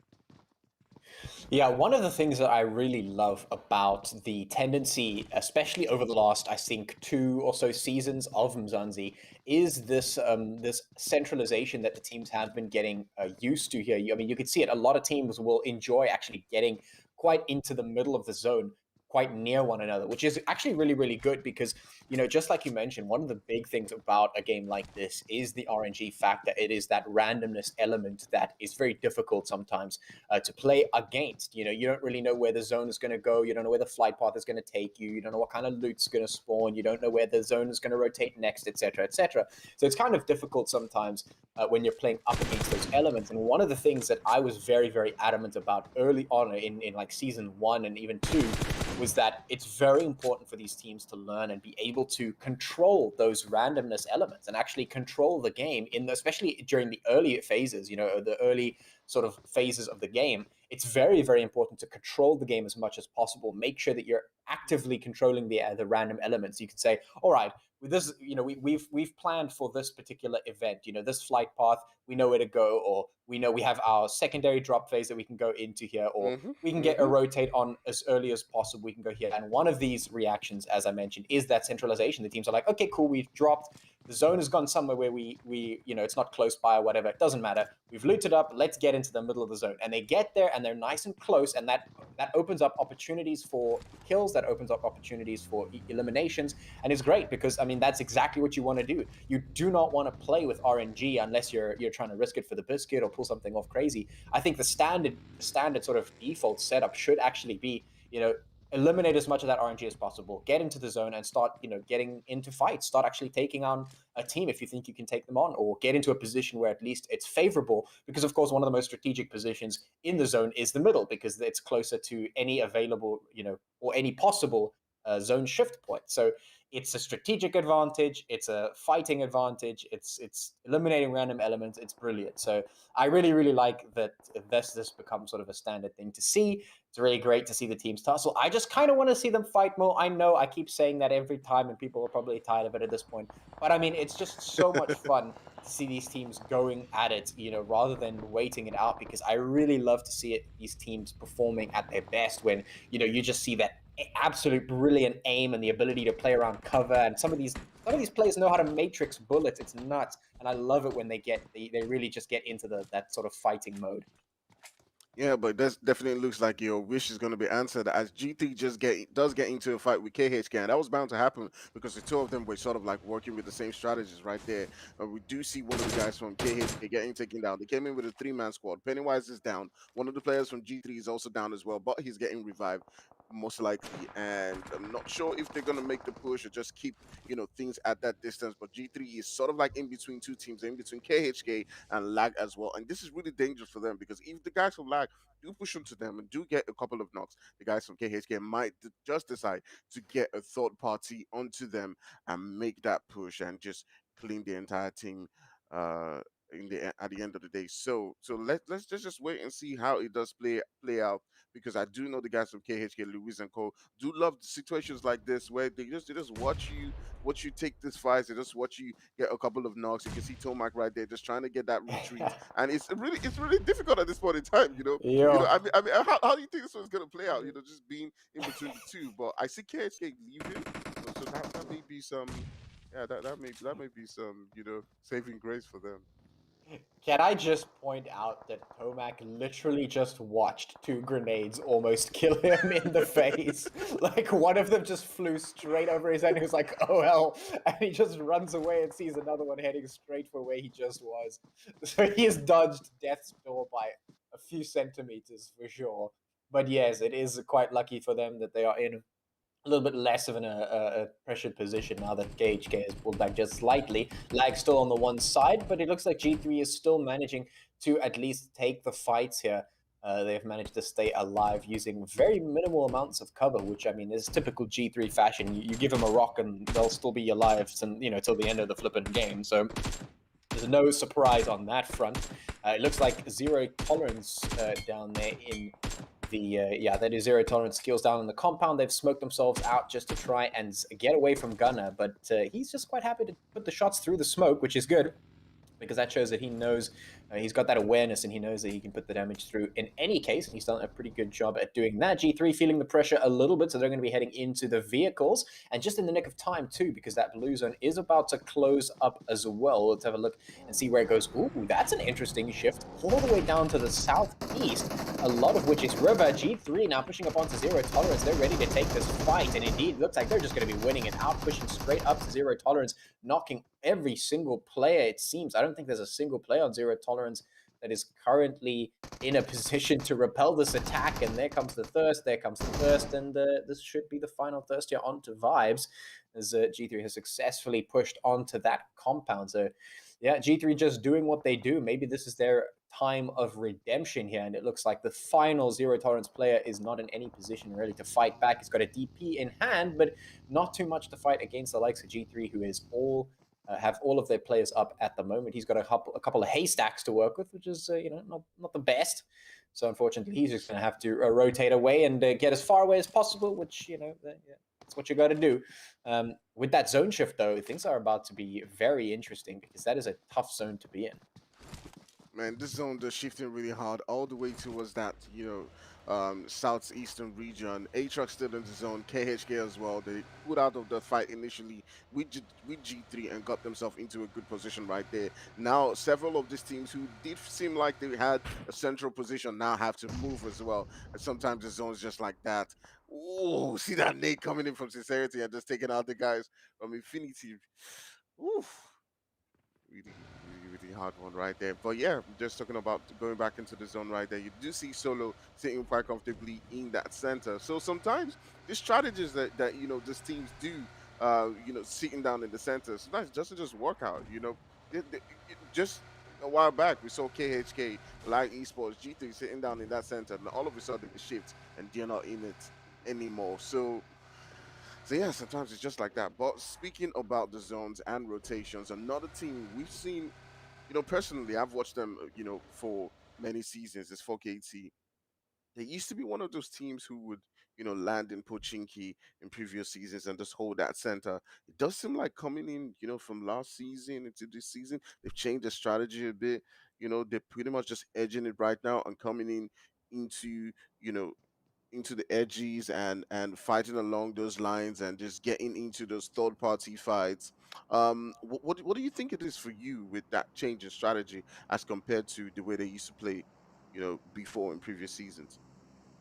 Yeah, I think a lot of it also has to do with the fact that they've been playing in quite a few other tournaments, all across the show. And I think that's actually the case for a lot of the teams that are currently in the Umzansi Esports League. These guys also participate in a couple of other international tournaments or tournaments around the world. And they often come into contact with one another. And I think maybe as time has moved on, they've maybe adopted a couple other strategies just against a few of these teams, and maybe they've adopted a few, defaults that are slightly different to how they used to play.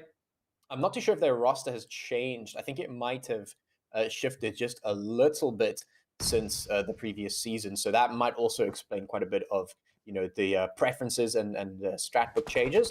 So yeah, in any case, we have the aforementioned 4KT right up against Rain from Hell here in the comp, and you can see Zeus on the one side of the screen, who is putting a bit of pressure up from the cliff side, whereas Old Boy inside the house just trying to stick it out because they are pinched by both 4KT and G3, which is a difficult position to be in, especially considering that zone has shifted down again, which means that every single one of these teams on your screen has to rotate. So this is a very difficult situation. 4KT could rotate away first, and it just looks like they might do that. But if Rain from Hell leave that compound, then G3 might just be in the area to take them down, which obviously you do not want, because if you expose yourself to G3, they will 100% take you down. Now, of course, we're having a look and seeing on that map 4KT and G3 starting to make that rotate around, trying to get into the safety of zone, but now they've gotten themselves into a bit of a shootout here, and that's putting a lot of damage into quite a few players. 4KT looking for a few shots into those rotating players, but won't find any knocks just yet.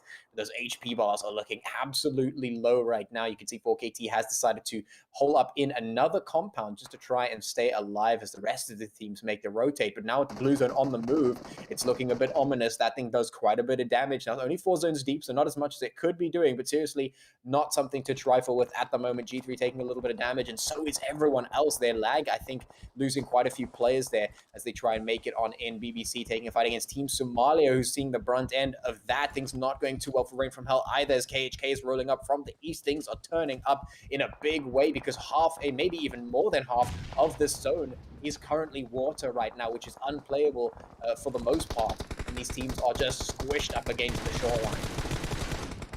Just taking a look at this zone right now, with half of it just being in the water, so it's actually a lot smaller than it looks, and we still got about 41 players left in this lobby. So you can see that this is where the violence now is beginning to play. The zone just dancing at wheel with everybody, just shifting from one corner to another, going southwest, northeast, west.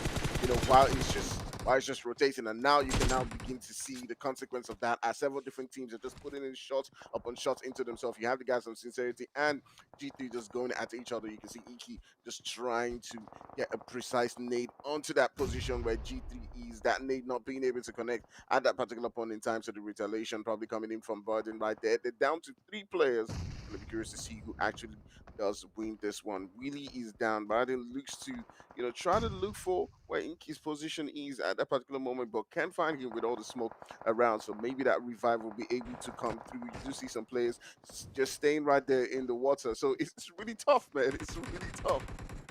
Yeah, it is a tough time for everyone. G3 sustaining a little bit of damage there. You can see Sincerity on the other side of the battle. Lots of smokes going down to try and obscure the vision here and make things difficult to see. But we know that while it does block vision, it does not block bullets. And these teams have been reminded of this lesson time and time again. We've got G3 trying to stay alive up against 4KT, Sincerity, and Rain from Hose now swimming in the water to try and escape the onslaught, but it's not enough. Even zero tolerance is taken to the water. Everyone is trying to stay alive and just get out of the line of sight, get away from the gunfights and the absolute slaughter fest that is happening here on the shoreline. 4KT is very much spread out along the coast, and Sincerity trying to attack most of those players here. We've got G3 hold up in this hut. They're just trying to stick it out for as long as possible, as long as they can. But I mean, that time is certainly going to run out as all of these teams are just cascading down in towards the zone. 4KT taking a bit of damage. Then you can see that they are not in the greatest spot. If Sincerity decide to push on, it's going to be a battle all up and down. And I'm not too sure if 4KT is going to be able to be in position to assist. You can see that Sincerity have the height advantage at the moment, and there's Zeus getting eliminated. That's KHK on the back line. Inky trying to find Team Somalia players. That's Kingerman just getting to the side of a tree to try and stay alive. Yeah, everyone is just scrambling to try and get into the zone, but it's just not going to work. There's too many players, too many bullets just flying in your direction. Benji going to get taken out. August falls to 4KT. Old Boy going to drown. And this is just absolute chaos all over the show for these teams. 10 teams remaining now, 26 players left alive. But look at this. It is just everyone trying to stick to whatever they can possibly find to stay alive. Man, it just feels like every single team is just trying to grasp onto that last branch, like the drowning man, just trying to hold on to anything right there because there's like nothing to work with. You can see the Sidemen just going out in the open, trying to rotate, but the guys from G popping out shots right there, taking down, they're popping the smokes.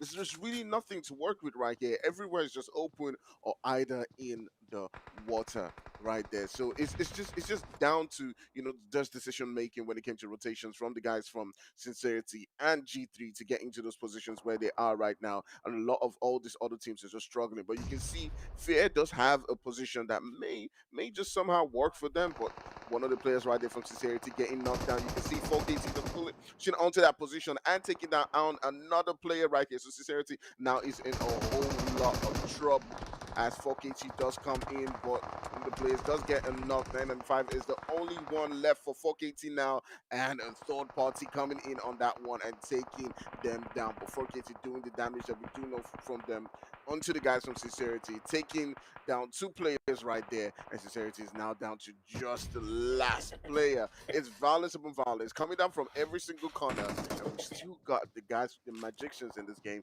G3 still going. Sidemen still in it. We still got Fear, and the zone is shifted again. Yeah, things are getting that much more difficult. Sad Boy tossing a number of grenades over towards G3 to try and nade them out of position, but none of them are getting hit by those nades. So G3 still safe inside that hut, but for how much longer is the question, because of course that zone is slightly up ahead of them. So it's not going to be forever that they can hide in this hut. And Sad Boy has been desperately trying to land a single nade in there. As soon as he can land one, it will be devastating. And G3 might just have to retaliate as quickly as they can. You can see they are just waiting out the time here. The Magician's off on the one side, finally making it up into the top 8 at the moment. They're prepping the nades as well. Outcast getting taken out. Gunner getting gunned down by Sad Boy there. King taken out by the play zone, which is dealing tons and tons of damage. Now the Sidemen pushing up in towards G3. Magician still quite strong on the board, but they have to be careful not to lose their players. Gunner getting taken out. They're thirsted by Pennywise as KHK takes G3 down. Outcast, of course, getting taken out as well as the Magicians advance up in towards the zone. Sadboy now pressuring the last remaining player from G3, going at a 1v1, but Buren is actually going to lose the fight. Sadboy claims his position there. G3 taken out of the lobby, as Swag's also going to fall to the Magicians, who are still moving forward here. Not too sure if Sadboy is going to be able to stay alive for much longer, though, because you can see right up ahead of him, he has to get across that line into the zone, but that's just going to throw him right into the Lion's Den. At the moment, KHK holding up on the coastline. The Magicians still the strongest looking team in total at the moment, considering they are 4 players all together. KHK do have a considerable amount of players, but they're quite spread out here along the coastline. So the Magicians mostly have control of this upper land area. I'm not too sure if Sadboy and Inky are going to be able to survive for much longer, but we'll see how long they can hold out for and if they can pick up any kills for the team along the way. We've got 6 teams remaining, 11 players here on this map, and the real question is going to be, where is that zone going to finish? Because if that zone shifts over onto the mainland, then all of those players in the coast area are probably going to die from the blue zones. I'm not sure if there's actually a way to get back up unless you can Skyrim it somehow up that mountain and hope to get onto the mainland. So let's have a look and see exactly what unfolds here in the final zone. Man, if there's anyone who knows how to find a way to survive when it comes to tough situations, it's KHK. I'm not sure how they did it. I'm not sure how they swam into the zone and still made it alive with so many of those teams, 4KT, Sincerity, just turning the sights onto them, as well as G3, and they still made it in, Lewis and Co. I don't know how they do it, but they did it. Anyways, with that zone shift right there, you can see that the Magicians are looking really good right now. This is what we do know from them. They do know how to get themselves into that final step. They do know how to keep the fight going. But Sidemen are having none of that, as they do come in with one of the knocks onto the guys from Magicians, taking down Paradox. And you can see Legacy trying as much as possible to fight back, trying to keep his team going and to provide them backup as they do try as much as possible to get that revive on. The Magicians still looking strong in this. They've got themselves in great position within that zone. Several different teams are now trying to find a way up onto those positions. And Sad Boy, the last one for his team, trying to put in the damage onto the guys from Magicians. All on his own. You see that push coming onto him. His HP is really low, and he gets taken out of the game. So Magicians really in a spot where they're really controlling this right now. We do see the guys from ATROX as well right there. They grab themselves a good position. Luis does get taken down. I see does get spotted by Legacy. Legacy trying to throw up that nade to just get that confirmed kill onto him right now. So it does look like they're just pretty much just the cleaners right now.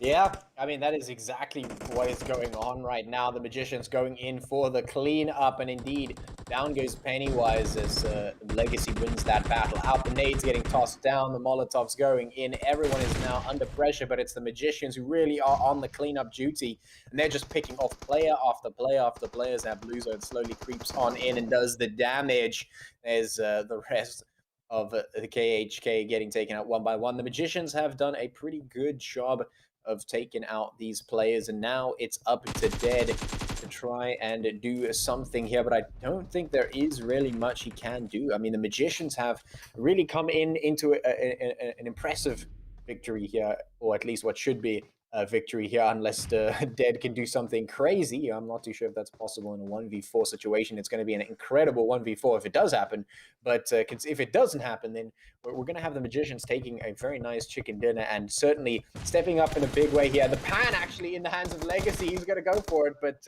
he opts to actually go for the gunfight instead. I was really hoping he'd walk up with the pan and just pan him to death, but he doesn't. He switches to the gun, wins out the gunfight. There it is. The Magicians will secure a chicken dinner with quite a considerable number of kills, and it is good to see this team back in, shifting into that first gear and taking the lead here in the first game of today. Man, the Magicians showing what we've known from them. In the first round, I just kept wondering, like, was this the same team that were champions in the Unfancy, what was wrong with them. But it does seem like they have that spark again. They have that thing that we saw from them in the Unfancy. Going throughout the first few weeks in the Unfancy, we saw the guys from KHK just keep on being on that leader board. But then out from nowhere, coming down into the fifth and the final weeks, we just saw magicians just take over, and that's what we know them for. They know how to get into those good positions when it's tough and get the kills. You can see them getting 12 kills and the winner chicken dinner right there. So yeah, great stuff from them. It's I must say it's very exciting to see the teams that are on top of this particular match. The Magicians, like you said, the guys who won in Nkosi, ATROX was up there as well. Also CKHK. These are the teams that are new coming in and obviously have to prove their medal in the Umzansi Esports League. And it's nice to see that. I'm actually disappointed that I didn't see the likes of GC Temper and Slime 4KT all the way at the top there. But this is the second round. We're moving closer to that final round, so there's no time for excuses. Patchy, what did you think about that match, and what are you looking forward to? Well, I have to say, I absolutely loved that match right there. It was really good from start to finish. We had some nice early action. The team stayed active pretty much throughout the entire game. The zone was very difficult, but that just means that the teams have to perform that much more. They really were tried and tested. Some of the teams maybe just stuttering a little bit, not really used to that high pressure and the zone being so difficult. And some of them caved in, but some of them stepped up. And the Magicians was one of those teams. And like I said, it's good to see them stepping up because, like Akfire mentioned, it was kind of like, where are they? The other teams are stepping up. We're seeing Team Solo, we're seeing Team Somalia, KHK. Everyone's up here. Where's the Magicians? But here it is, the Magicians stepping it up, taking themselves a chicken with a good number of kills in the pocket as well to boost them up. And I'm sure that if they continue on that sort of train, if they continue with that momentum, then we'll see them doing pretty well for the rest of today and moving up that leaderboard. As for the rest of the teams that you mentioned, Dr. Sid, teams like, for instance, G3 and 4KT that you said you were disappointed with, I think I'm on the same train right now because, they also need to show up. We saw some of the teams yesterday, and now they're here today again, and 4KT's added into the mix. You kind of assume that they're going to be stirring the pot a little bit, but it isn't. It's the Magicians taking that chicken, 27 points in total. KHK, as you mentioned, coming up in that second position as well. KHK being a team that did it very, very well in the first round as well. They're continuing that momentum off from round 1 into round 2. ATROX and Sincerity making it up there with a considerable number of points as well. So good to see them up here in the top 4. Zero Tolerance taking 5. Just below that double-digit mark. And of course, there are the two culprits sitting at the bottom there, G3 and 4KT at the bottom of the first page. I mean, it's still points on the board, don't get me wrong. Nothing to scoff at for sure. And of course, you always want to be putting the points on the board. But I mean, what happened to the team that, breached 200 points in round 1? I mean, they were the first team to get over that 200-point mark in round 1. They were also the first team to get over that 100-point mark. So they beat everyone to 100 and they beat everyone to 200. And now, as we move into day number 2, they just, a couple of points, bottom of the first page. Like, what happened? Where's the team? Sometimes it happens. You get the run of the luck, and in leagues like this and tournaments like this, we need to see the action from what we call the so-called underdogs, right? We need to see them bringing in their A game and obviously getting prepped to push and show that they deserve to be in the Umzansi Esports League. Look at our MVP. KHK's Pennywise with 5 kills, 774 damage, and a survival time of 24 minutes and 49 seconds. Ladies and gentlemen, listen, if you're watching right now, make sure you put your comments down below in the comment section so we know exactly how you feel. If you feel that the teams that are doing right now have done the best that they can be, who are you looking forward to do better in the next set of matches? Comment in the comment section down below, and we'll see you right after this break.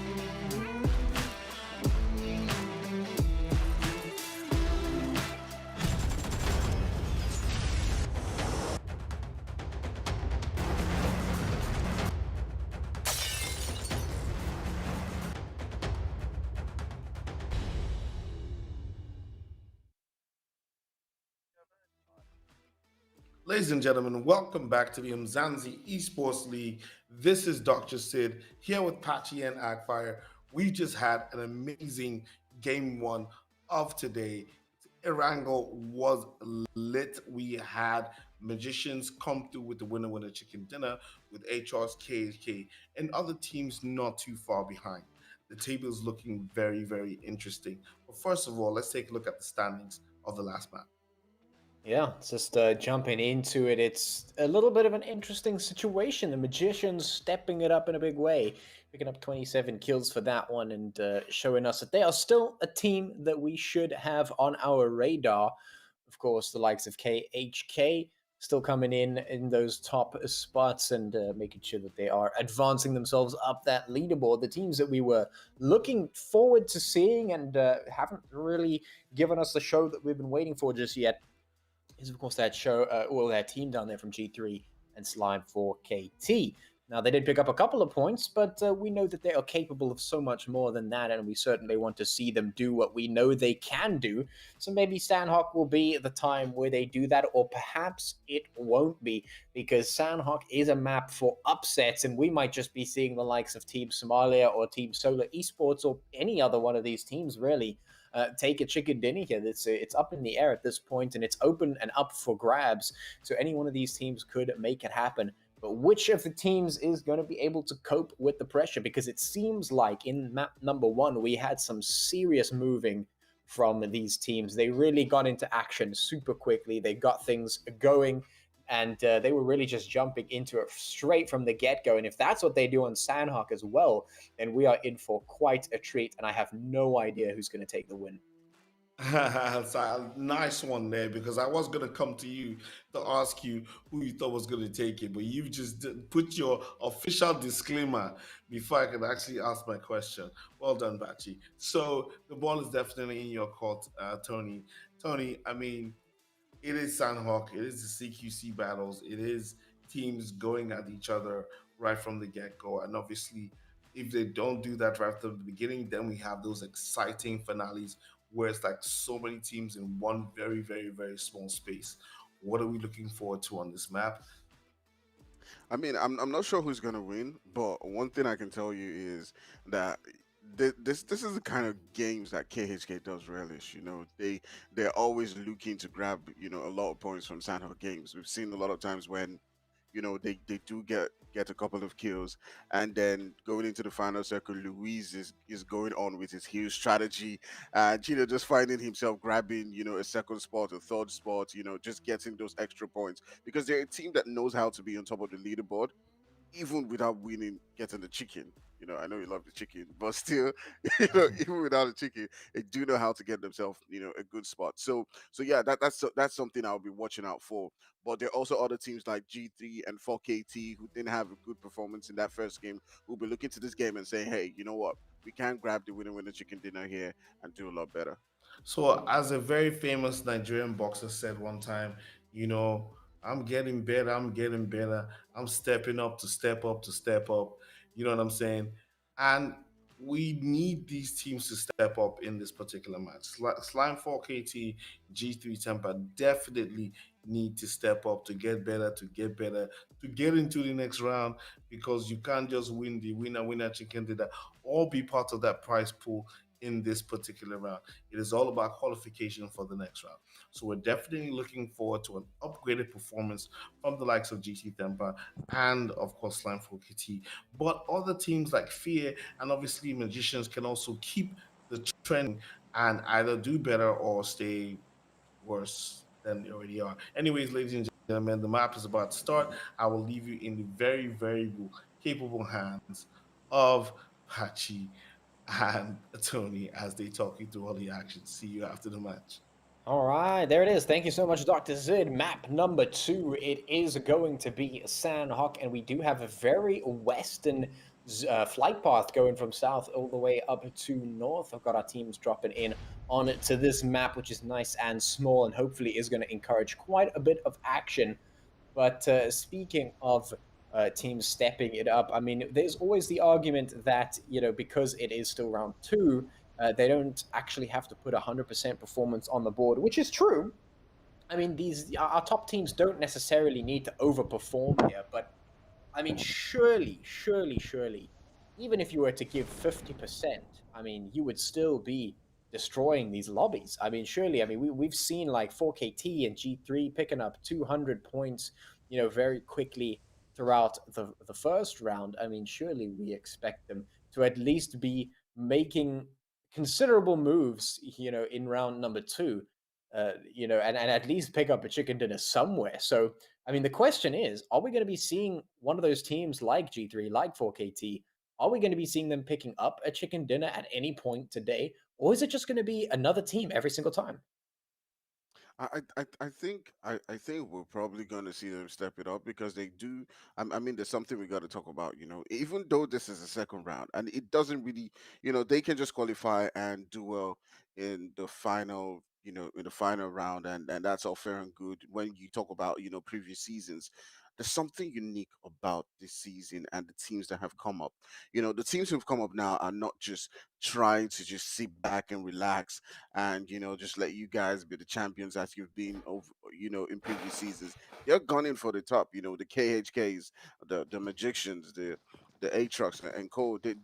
You can say like they're little children who have no respect for elders at all at this particular point in time. They're just coming in and taking down anyone with them, and they're no joke at this particular point in time. So if you're taking them for granted, in this second round, they're going to keep building that confidence. They're going to keep getting better and better and better. But turning our sights onto Infinity right now, you can see them against Rain from Hell.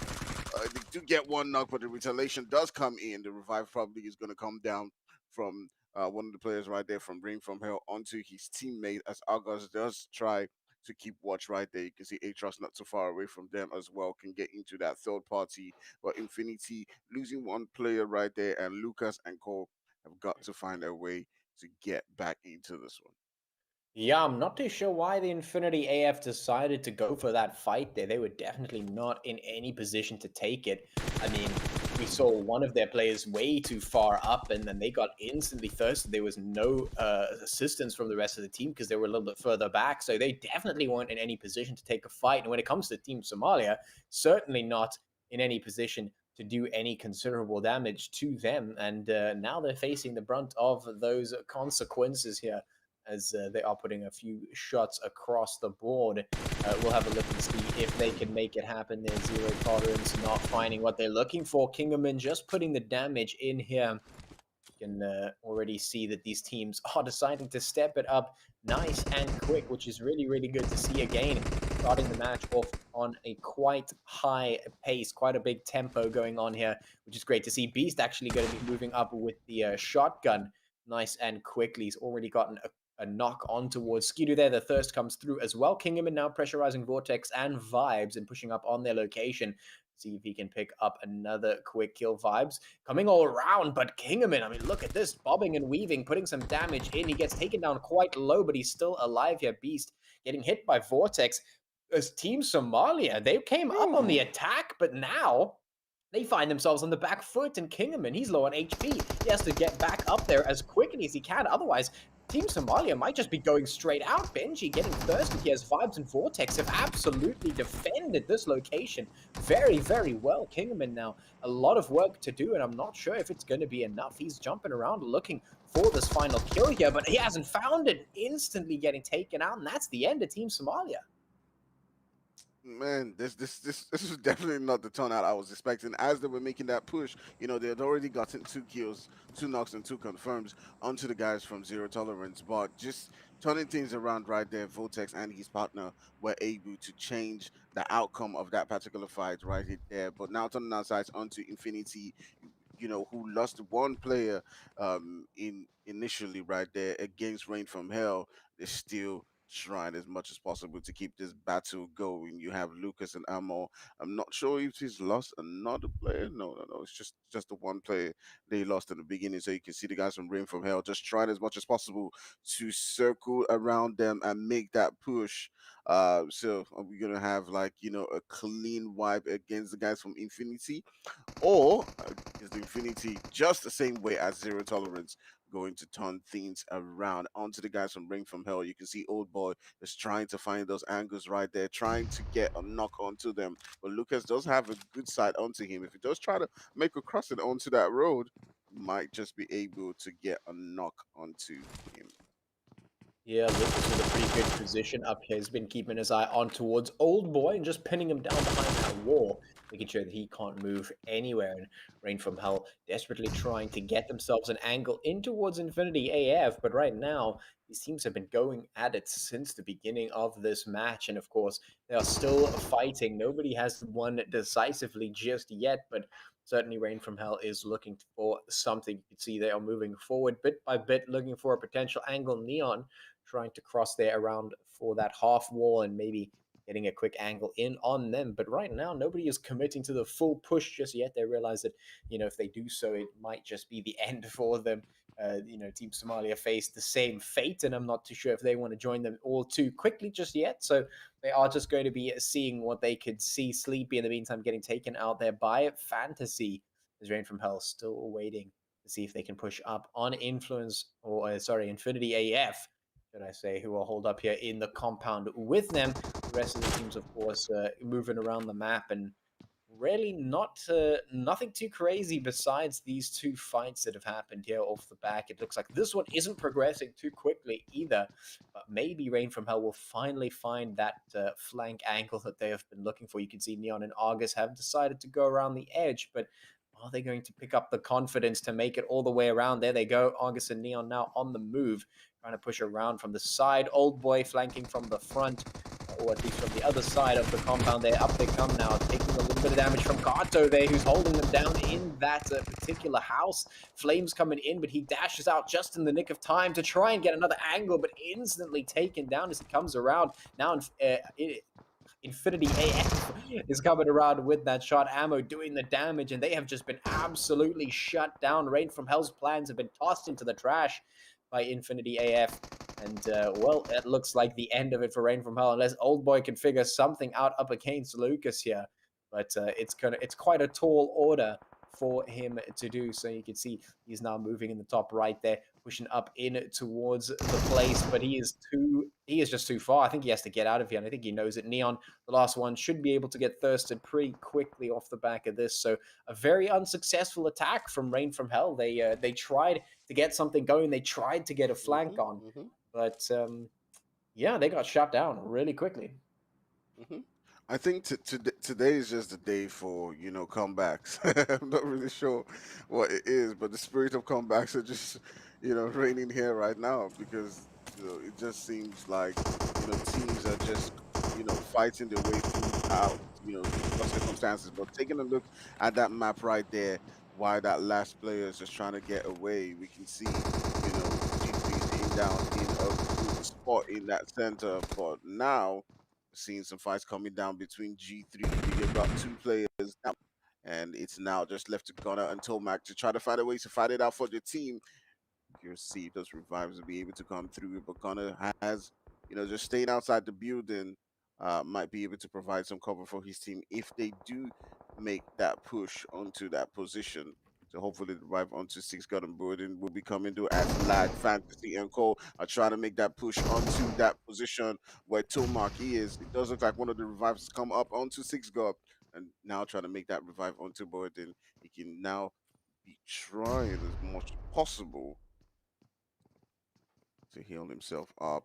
As you do see Fantasy just waiting behind that vehicle, the nades coming in.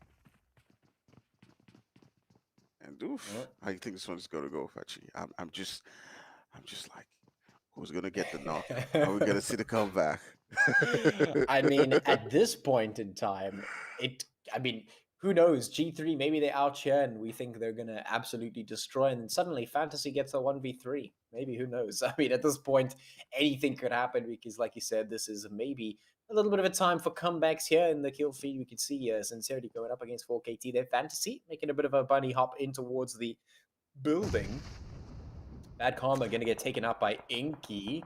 Fantasy hitting the deck. He's just crawling around outside this house. I think he's keen to try and get some damage in, but I'm not too sure if he knows what is waiting for him on the other side of that, because G3 I mean, they're ready. They're right there with their guns and ready to tear through anyone who decides to show their face. Fantasy barely escaping in the fight here. A little bit of a difficult time for him. He's just going to retreat away from the action, which is probably the best decision for the moment. His teammate on the other side to maybe try and help in this position. You definitely don't want to 1v3 push G3 unless you're feeling that comeback vibe maybe. But I don't know. I don't know if I trust the comeback vibe enough for you to be able to 1v3 a team like G3.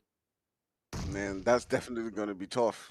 I do feel like he wasted, an opportunity pushing them when they were really low. They had taken down two players. That was probably the time for him to make that push onto that building. Just before they had that res, he may have been able to take down Tomac and then just take out the three players right there. But sometimes you never know. Maybe he thought there were two players in that position, and yeah, it just didn't work for him. So he just had to take things really slow. And that is, the tiny margins that saves the team like G3, because, you knock two players out of the team. If it was any other team, you'd be pushing them, you'd be trying to take them out. But, you're cautious when you do see, oh my goodness, it's six guard, it's Borden, it's G3, just take it easy, even though you've gotten two knocks. Yeah, you definitely have to be careful, have to be cautious. And one has joined the party, so he's moving up with Berserk and Fantasy. But is this going to be enough against G3? We're going to find out relatively soon. We've got a couple of players up in the north as well. So it looks like they're split just a little bit. And we'll see how that works out for them. Certainly they can anything, basically. KHK moving up from the south. They're crossing the bridge now, so they're taking the long rotations in. They're Bearden, Six God, and Tomac right up here with Lag. We'll see if Lag can actually take this fight at the moment, as Bearden is pushing on up Six and Tomac now on the one side. And, well, Bearden doing the damage, but he gets taken down. Berserk has found him on the backside, and that's exactly what happens when you support your teammates. And now Lag, they're going to pull the trigger. They're going to go for G3. They're hunting. They want the kills. They've got the damage. Can they finish him off is the question. Up they come, and G3 taking quite a bit of damage now. Six falling, and Fantasy has just been able to push up and get those kills. G3, this definitely is the time for comebacks because Lag has just done it. What is happening? I mean, I don't know what's going on with Sanhok, but it just seems like every single fight that we've seen so far is just comeback after comeback. And what really turned this fight around was the position that Berserk was in. G3 was making that push onto them, but they weren't sure about Berserk's position, and he was able to, from a third party spot, just provide that cover for his team and take out a couple of players. So that definitely, just shows, spreading out, even if you're at a one man disadvantage, does definitely help. And G3 now is just down to just that one player, Gunner, who is sitting, still in the zone. They're still in the game, but they've lost a couple of players, and this is definitely not looking good for them. They did grab a lot of points in that first game, and this is one of the games where they were looking to get themselves a couple of points. But they can still stay in the game like ATROX did in the last one, getting themselves into a second position. Then they might be able to grab themselves some quality points. But now moving into another zone right there, you do see the guys from Slimefuck, AT, Sidemen, ATROX, a couple of this team sitting in that zone, and you'd be curious to see how they do make their rotations on ATROX, another team who has been, they didn't get any kills in the last game, but they still got themselves, 12 points. That's still okay. They still are going to struggle to get. I like imagine, Aatrox, coming, being on top of the table, and just getting themselves, those little points every single game, but turning our sides away from Aatrox onto the guys from Sidemen. You can see them putting on some work right here against the guys from Solo Esports. They've gotten a couple of knocks. Matrix does go down, and we're curious to see how they take this one. But Solo just getting out of that position. It does look like Mighty and India has just decided to just move on to another region, and yeah, they just be leaving that spot. But oof, really tough one. Does look like 4KT as well did lose a couple of players, because I do see just you. So this, I don't know. With the way this match is going right now, I feel like we're going to be seeing a team like, I don't know, Sincerity or Solo or maybe the Sidemen taking a chicken here. Because if Lag is going to be beating G3 and Team Somalia is going to get taken out in the beginning, I feel like this is the map where we're going to see maybe Team Solo Esports, who didn't get a single chicken dinner in round number 1, and yet still made it up into the top teams. Maybe this is the time where they get a chicken dinner. Maybe this is the match, because everything seems to be upside down now for some reason. This, I guess this is the match where it could happen. You got to channel that energy and just get in there, get the chicken. So who knows? Maybe that's going to happen. At this point, we're just going to keep our eyes on them. They're all the way to the east there. We see Lag just towards the western side of that position. You can see BBC up with the drop. You can see the Sidemen off to the east of that position. Up to the north, we've got ATROX still there.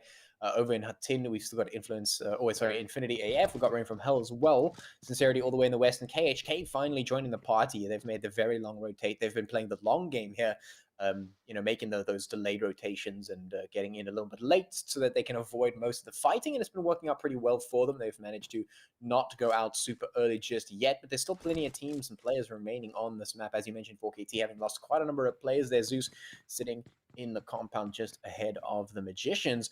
Of course, that team having taken a nice chicken in map number 1 of today's games. They might just be looking to replicate that success depending on how they actually play this one. You can see the Sidemen trying to move up in towards ATROX, but they're getting caught out by BBC, and that zone shift over towards the west is going to make things a little bit difficult for quite a few of these teams. Sincerity easily able to rotate in there with the Magicians as well.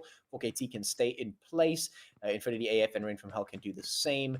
HK has to move just a little bit further. BBC going to have to cross that bridge, maybe do a bit of gatekeeping for the teams who might want to get across there. ATROX actually looks like they might want to be going for a bit of a swim there to get to the other side and safely into the zone. So we'll see what is going to happen. BBC, usually fans of the long rotation, maybe they're just going to cross the zone and camp it. Otherwise, Sidemen will be able to get there pretty easily. At this point, I really don't know what's going to transpire, because anything could happen.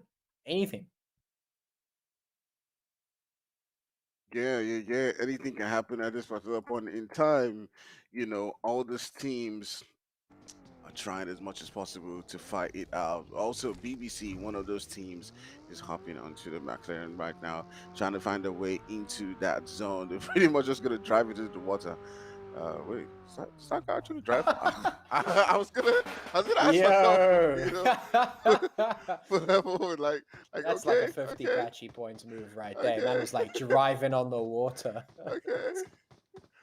What's that gonna happen? Are we gonna see some, I feel like the next thing that's about to happen is like pigs falling from the sky and like flying around, and like seriously, like what is happening in this map right now? Like we're seeing teams pushing, and then like it looks like they're going well and everything's great, and suddenly they just get clapped, and then it happens again, and then it happens again, and G3 get taken out by Lag. They get caught out, they get tripped up, and now we've got players driving literally on the water. Like what's happening right now?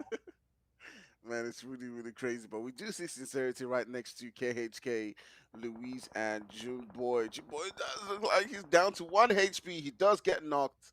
I'm not sure if that's coming from a third party. Yes, it is coming from a third party. It's Infinity taking him out. So Sincerity probably just going to leave that danger zone right there. It's just Louise and Pennywise left for KHK. And KHK is in a really tough spot. So shots are just coming on from several different corners. You can see Sincerity just putting in the shots right there onto KHK. As aimbot does get a knock right there. Just now left, but they turn their sights onto the guys from Fear as they do knock 2 players right there. It's Rogue Baby Inky looking to make that push, but Swags, Chris have got to fight it back. Swag just get taken down. It's just left for Chris, and Chris is sitting right there up on that mountain. Do I revive?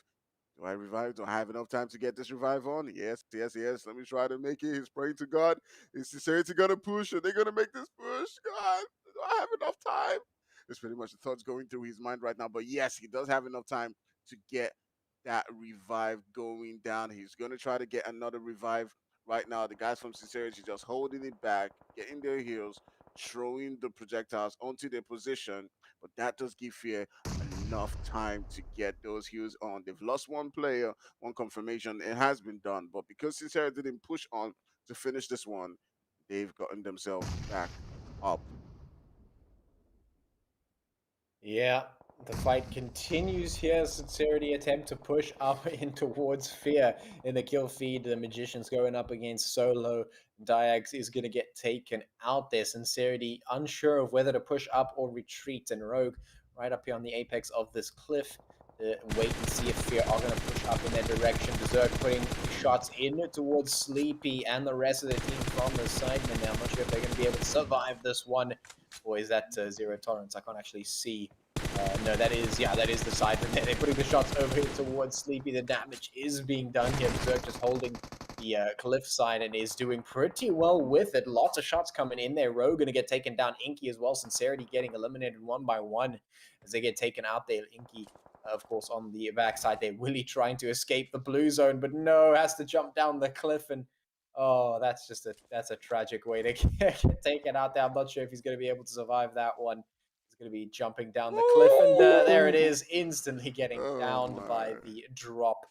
And I mean, as much as we would like it not to be the case, you generally do break your legs when you jump off of cliffs. So definitely not the way to go. Unfortunately, now aimbot is left to try and out heal this blue zone, and we know how that works. Well, it doesn't really. So that's basically done and dusted for them. ATROX up here with the rest of the Sidemen. Lag still alive and kicking. The Magicians now taking quite a bit of damage as they're getting taken down by Lag.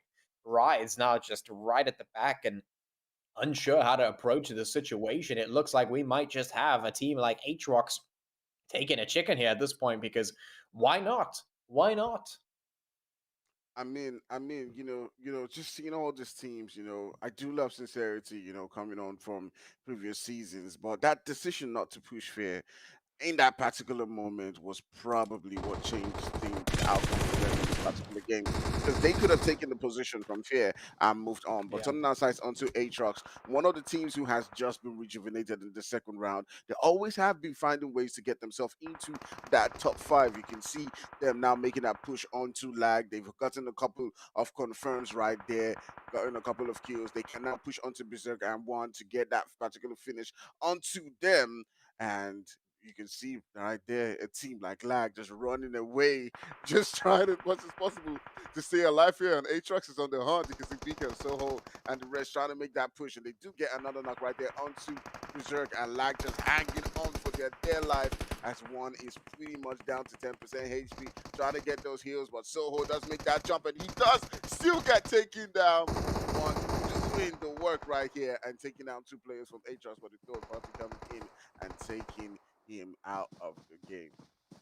Hi, what is going on? It is still absolute chaos over here. 4 teams remaining, 6 players. Louis on the battleground now. He's got a great position doing the damage, but can he do enough? He's very low on HP, but he manages to get the drop shot here. The first comes through. Kato out here with the damage for the rest of the team. Infinity AF looks like they might just be able to pick something up here. Louis up on the top of that mountain, not too much to do. Rids from the Magicians down at the bottom of the cliff at the foot of that. And I mean, what is this going to be? At this point, I have no idea. It's KHK, it's the Magicians, it's Infinity AF. Lucas, of course, going down, and Mo, they taken out there. The Thirst, of course, coming through from that blue zone. So I guess we'll just have to wait and see exactly how this pans out right now because Louis has got a pretty good position that he could potentially leverage, but he has to be careful. There's a lot of stragglers. It's literally a 1v1v1v1 at the moment. I am high, quite low on HP, but Louis is getting pressured now by the blue. He hasn't been able to utilize his height advantage to get any knocks just yet. Now he has to fling himself off the side of a cliff to try and stay alive. So instead, he's going to be prepping a nade down into the smoke and hopefully be nading Kato out of existence here. Let's see if it works. In the meantime, Kato is going to find a good shot. The nade does do a bit of damage onto him. And that blue comes in, and there's the nade just slam dunking him straight out Oh my of the goodness. entire game there. Louis does exactly what he needed to do. And I mean, that was just perfect. If you can't find the angle for the shot, just throw grenades at people that you can see or, in the general vicinity of the smokes that they're popping because you know that they're not going to run away from there. So some good spotting out there by Louis and securing KHK that chicken dinner. And I mean, that was about as crazy as the rest of that entire map. Man. We did speak about this before the game started, KHK and how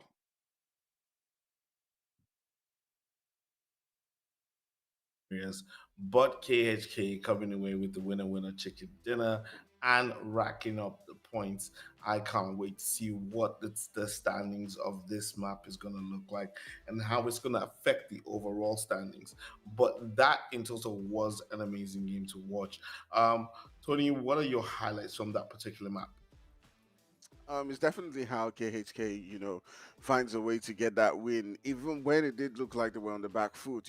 Luis is one of those players that knows how to always circle around and keep his team, in the game. And you can see, he was probably not going for the win right there. He was probably just trying as much as possible to get them into, the top five. But yeah, for me, that was a highlight point. The other highlight was when ATROX was pushing onto the guys from lag, and you could just see one of Berserk just running into that zone, but finding a way while they were running to turn back and take out two players from Aatrox. Man, that was really lit. That was really cool. So I was a little bit confused in the last scene. Who was on the mountain? Was that the guy from KHK or the guy from? Yeah, Lewis. It was Lewis. And he won Yeah, he won with the nades. with the nade. With the nade. Oh my god! Yeah, he Okay, was that was playing. because sometimes I get confused when the final game because I'm not sure who's killed who, and it just because it ends up so fast. But Pachi, like look at the standings after this match. I mean, look at those kills Poor. from Infinity AF. I mean, look at Lag Esports, ladies and gentlemen. Dude, Talk us through this. 3 teams on 20 points. Wow. This scoreboard right here is literally indicative of the kind of madness that we witnessed in this game. I mean, we were seeing some very interesting things happen, and now we've got 3 teams walking away with 20 points each, and then position number 4 with 15. I mean, that's quite a lot of points just in the top 4, top 5 teams. I mean, double digits for the top 5 teams. And I mean, all of them are teams where, I mean, sure, okay, KHK, they're a really great team. They performed really well in round number 1, and they've been doing so in round number 2. So really good to see them. I think they're probably going to be boosting themselves quite high up the leaderboard. But then you've got Infinity AF, you've got Lag, Aatrox, the Magicians appearing again. Then you've got Fear, Sincerity, and then 4KT all the way at the bottom of page 1. I mean, what kind of a point distribution is this? Like, we usually don't see that much consistency from the top players. Usually it's, more one-sided, as one would expect, the most points for the top team and, decreasing as you go. But now we've got our top 5 teams just absolutely clapping 15, 20 points and, just doing some crazy stuff. I mean, we saw some reverse sweeps. We saw teams that were in a great position just getting caught out, getting taken down. G3 going down to Lag. And then we saw Louis just playing basketball on the top of a mountain. So, I mean, it's... The way you use the terminology basketball on the top of a mountain, that is just hilarious to see. And let's look at Berserk 21, who is our MVP with 6 kills, 10 damage, survival time of 22 minutes and 32 seconds. Ladies and gentlemen, Lag Esports definitely coming in with some heavy protein gathering tactics to give them a lot of chicken in the bucket. And as you can see, even though KHK had the winner chicken dinner, there was such a balance between everybody else. And that 20 points for the top 3 teams is definitely going to do some big things on the overall leaderboard. Anyways, ladies and gentlemen, this is Dr. Sid, Patchy, and Agfire. We will be right back after this break with some more PUBG Mobile action. But don't forget, if you're watching right now, leave your comments below in the comment section. Let's know exactly what you think about the map of Sanhok. I'll see you after the break.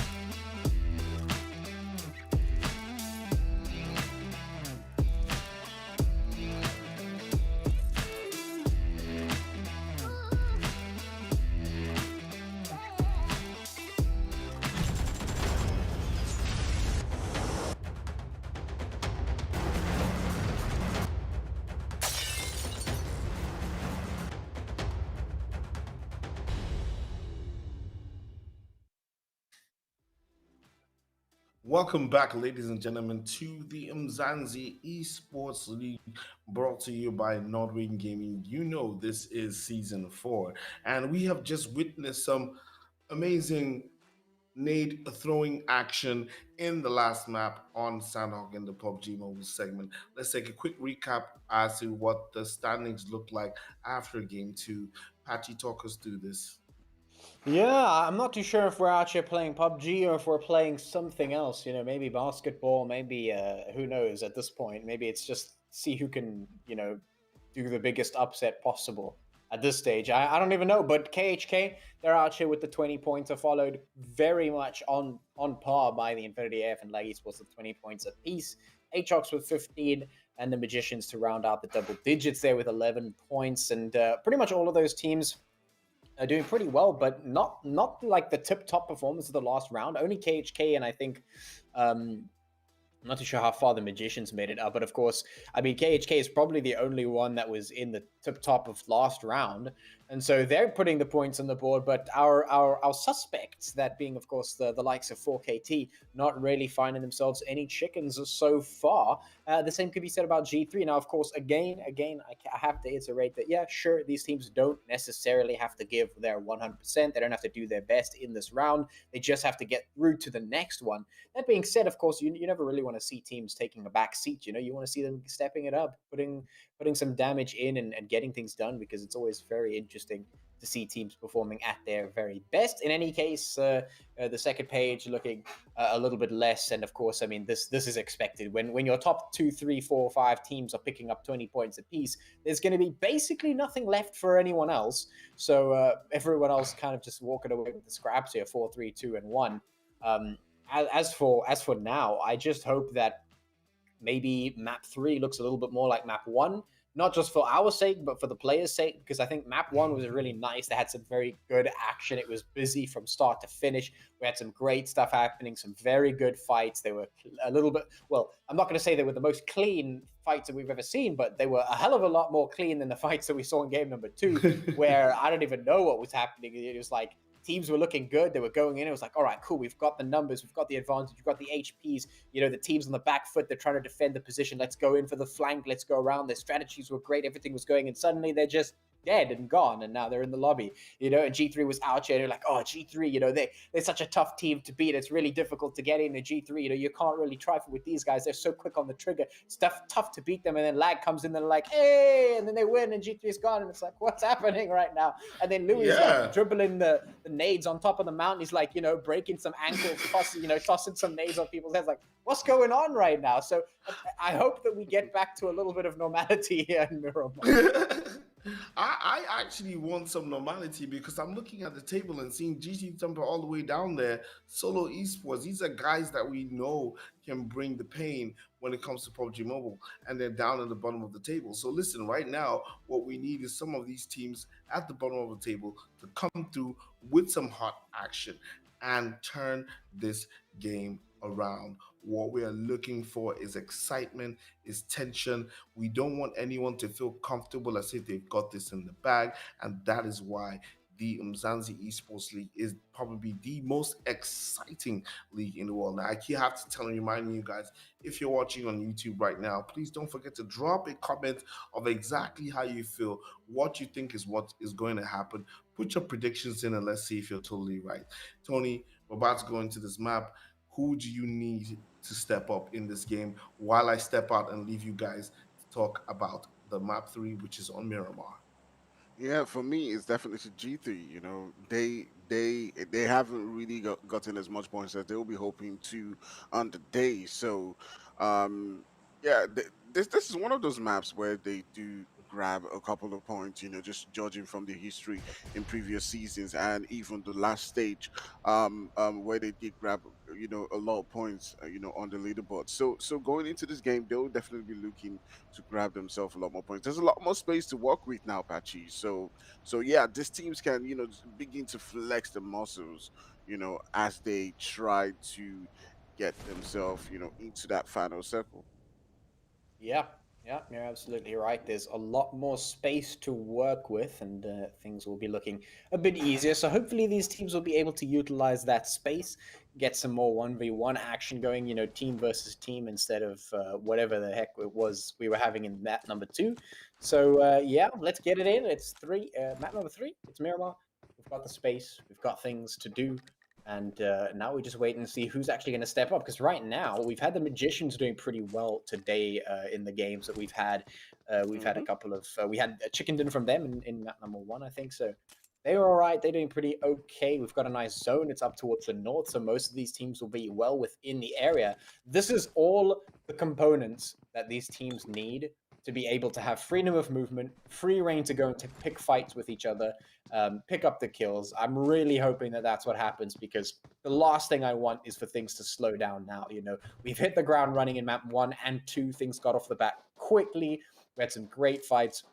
Sure, map number 2 was a little bit messier, but ultimately it was great. We had some fights. Things were going well, and the pace just kept up. There was no real super slow action like we had in round number 1. Teams are really on the ball now. Things are going, and I hope that that continues here in map number 3. We've already got some teams hot on one another's doorstep. You can see Infinity AF right up here with Solo Esports, who I'm still keeping an eye on. I want to see a little bit more out of them in this round at least, because I think they have the potential to be a page 1 team.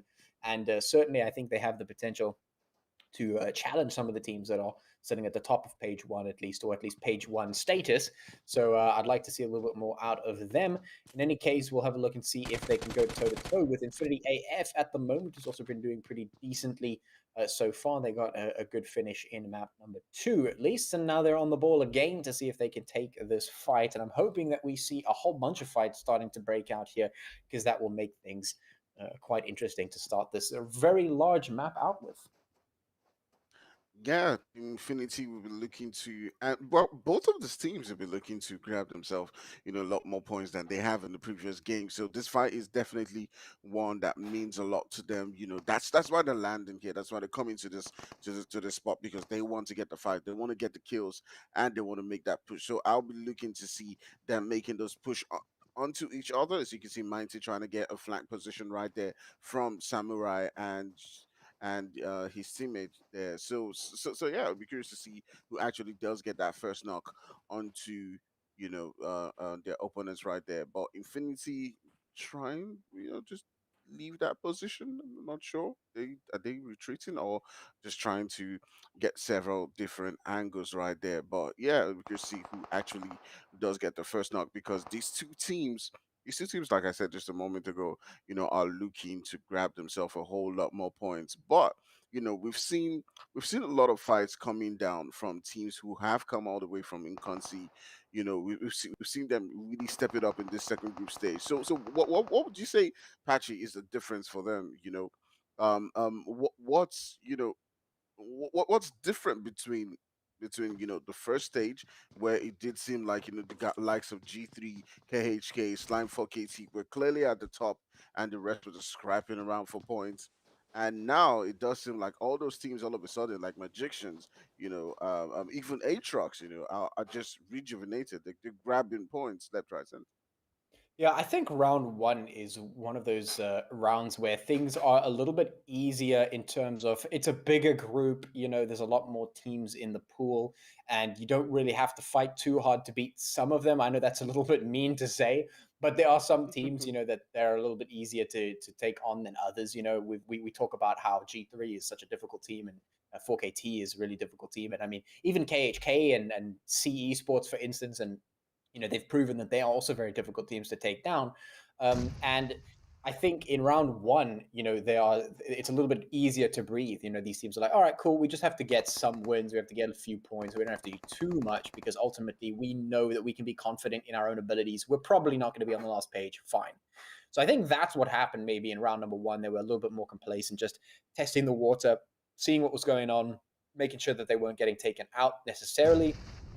There was a little bit of fighting to make it out of the relegation at the end, but ultimately, the teams made it up into round 2. But now they realize that things are a little bit different, because because we've had our elims, because we've moved on to round 2, and some teams have been relegated, the box is smaller. The pool is smaller. There are less teams on the board now, which means it's a lot easier to get relegated. So you have to fight a whole lot harder right now to make it up into safety. And now Infinity AF under quite a bit of pressure here as Team Solo is getting up right into their faces. Mighty getting taken down though. Infinity AF not going down without a fight, and a fight is exactly what they're going to give. As Solo pushing up and trying to take them down, pushing on their defenses. Their defenses are being tested, but can they win this out is the question. Infinity AF mounting a very good defense against Team Solo, but Solo, they're quite known for picking up the kills, and kills is exactly what they're going to be getting. Here comes the first one. The thirst, of course, coming through, no problem. But can they keep it up? The Infinity AF just not able to retaliate against this assault. Now, Team Solo just moving in one by one, picking up these kills, and they have just successfully wiped out 2 of those players. Their Kato is going to be the next on the list to just get taken out there. And yeah, look at it, taking him out. So goodbye to Kato, and now Ummo is the last one. I'm not too sure what they can do up against these 2 players from Team Solo. I think, actually, yeah, Ammo is down, so I'm not too sure where the last Infinity AF player is, but they're nowhere to be seen. So Team Solo, just a nice, quick kill from them. There's Ozzy, of course. Here's the last player. He's very far away, so no chance that he's going to come in for the assistance. And yeah, that's a little bit unfortunate. All of those players getting eliminated for Infinity AF. Yeah, Solo Esport being dangerous, just like you said, and taking down the players from Infinity right there. And they still have at least one player who's far away, Aussie. But now turning our sights onto Lag and 4KT. It does look like 4KT is going to be pushing up onto this position as they've taken down one player from Lag, or 2 players from Lag, and it's just Fantasy and 1 left.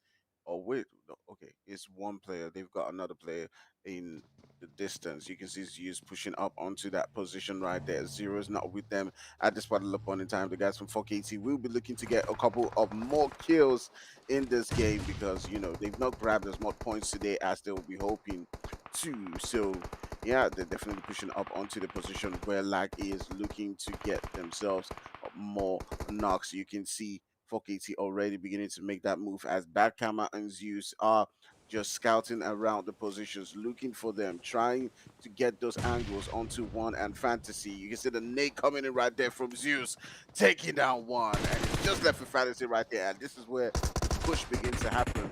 As you can see, Badkama trying to make that push onto that position. Fantasy doesn't have the time to get that heals on. The nades going into the building, and yeah, this is where it begins to happen. They're throwing in the mollies, they're throwing every single thing to try to keep them from getting that revive, try as much as possible to take them down, and that's exactly what happens. Yeah, it is just tough times all around. 4KT up here in the compound, and Luis, the guy with the action in map number 2 with the nade action from the top of the mountain. This time, the mountain's a little bit far away, and you can't nade 4KT all at once, so just going to have to pull back it just a little bit and make sure that you don't get taken out at the moment. Had a little bit of action, but we want some more. We need some more action at the moment.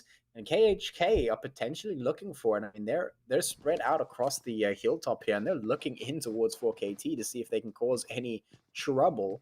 And 4KT are quite aware of it. Bad Karma with the sniper rifle, gonna maybe look for a few shots onto them if they decide to peek up. Of course, on the map, you can see some teams are moving in up into the safe zone.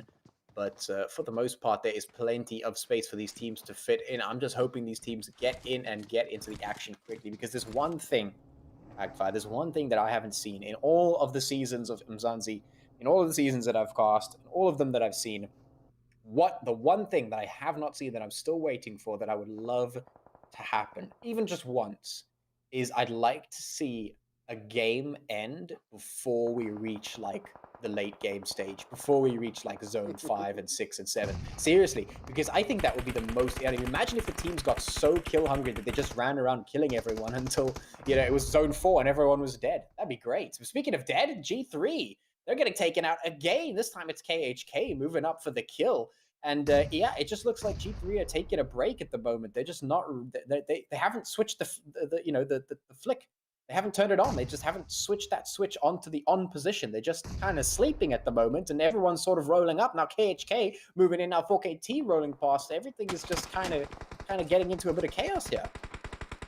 Yeah. These three teams are pretty much, would I say, the heavy hitters in this particular group. You can see 4KT just trying as much as possible to push up onto the position where G3 is to get those third party kills, but Fex does get taken down. It's just left for Zeus against Tomac in that particular position to try as much as possible to keep his team's hopes alive. You can see Tomac trying to get that revive and just trying to push up onto that position. He does get the knock and does take Tomac down, so he may be able to get that revive that he onto Vex and get him back on board into the game. But like I said, these are the heavy hitters, the KHKs, the G3. G3 is just down to 6 guard, and this is not looking good for them. 4KT might just be getting a third party into this position. They also got the guys from KHK who are just looking. They love situations like this where you get hurt and they can just take you out of the game with that nade just coming in from Drew Boy, just like I said, and taking out G3 for the game. This has not been a good day for them because once again they get taken out quite early there, and it is KHK put in a good position right next to 4KT and still in this. Yeah, I mean, it's safe to say that G3 are confident that they'll be able to make it up into the next round, and I don't think anyone doubts that, but one thing that I do know about making it up into the next round is you have to put points on the board to do that. So usually you want to get at least some kills and some placements before you go out. That's just sort of general kind of PUBG Mobile knowledge. You kind of want a couple of kills and a little bit of placements. You want to survive longer than 5 minutes. But in any case, we'll see. They still have plenty of time, but we just started round 2, so there's plenty of time to put the points on the board. But certainly, a little bit of a slow start for them. In any case, Aimbot going to be tapping away with that Mini 14 and making the Magician's life difficult. This is BBC making sure that they are hot on the trail of anyone they want to take out right now. And BBC is a team that has been doing quite well in this season. Certainly compared to their previous seasons, they have been getting better and better. And now they're asserting their dominance on the top of the hill.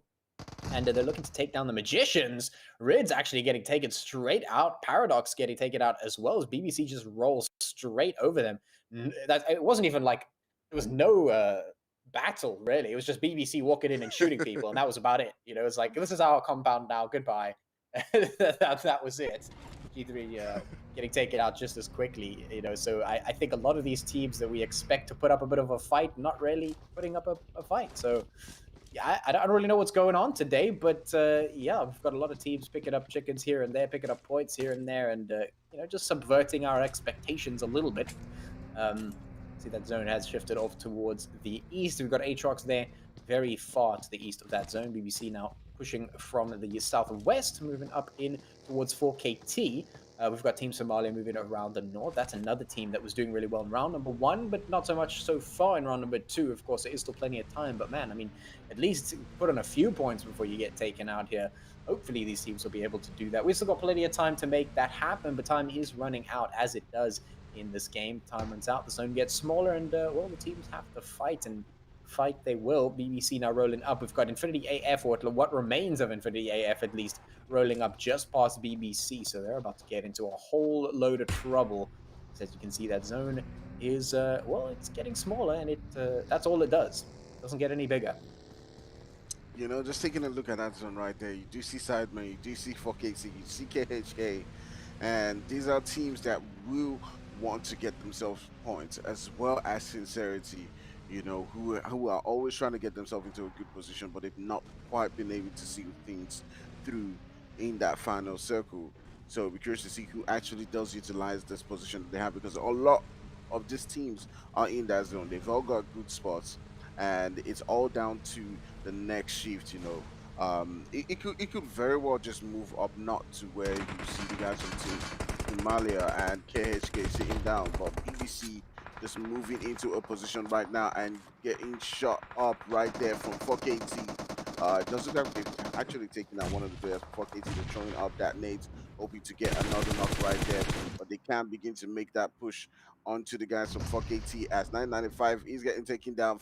Fex actually gets his HP taken down to 40% HP, for the guys from BBC just trying as much as possible to remain cautious in this one. Kratos is not in their position right now. Lord is trying to find an angle, but Fex getting a knock onto Kratos right now, reducing the guys from BBC to just 3 players, and this is where you begin to see 4KT rising up. But Lord just get a knock onto Fex, and definitely will put a halt onto the guys from 4KT as the guys from BBC are still trying to remain in this one, reducing Blood's HP down to 1 HP. 4KT and BBC just battling it out right now. They've gotten Fex back up, but BBC is now on the back foot.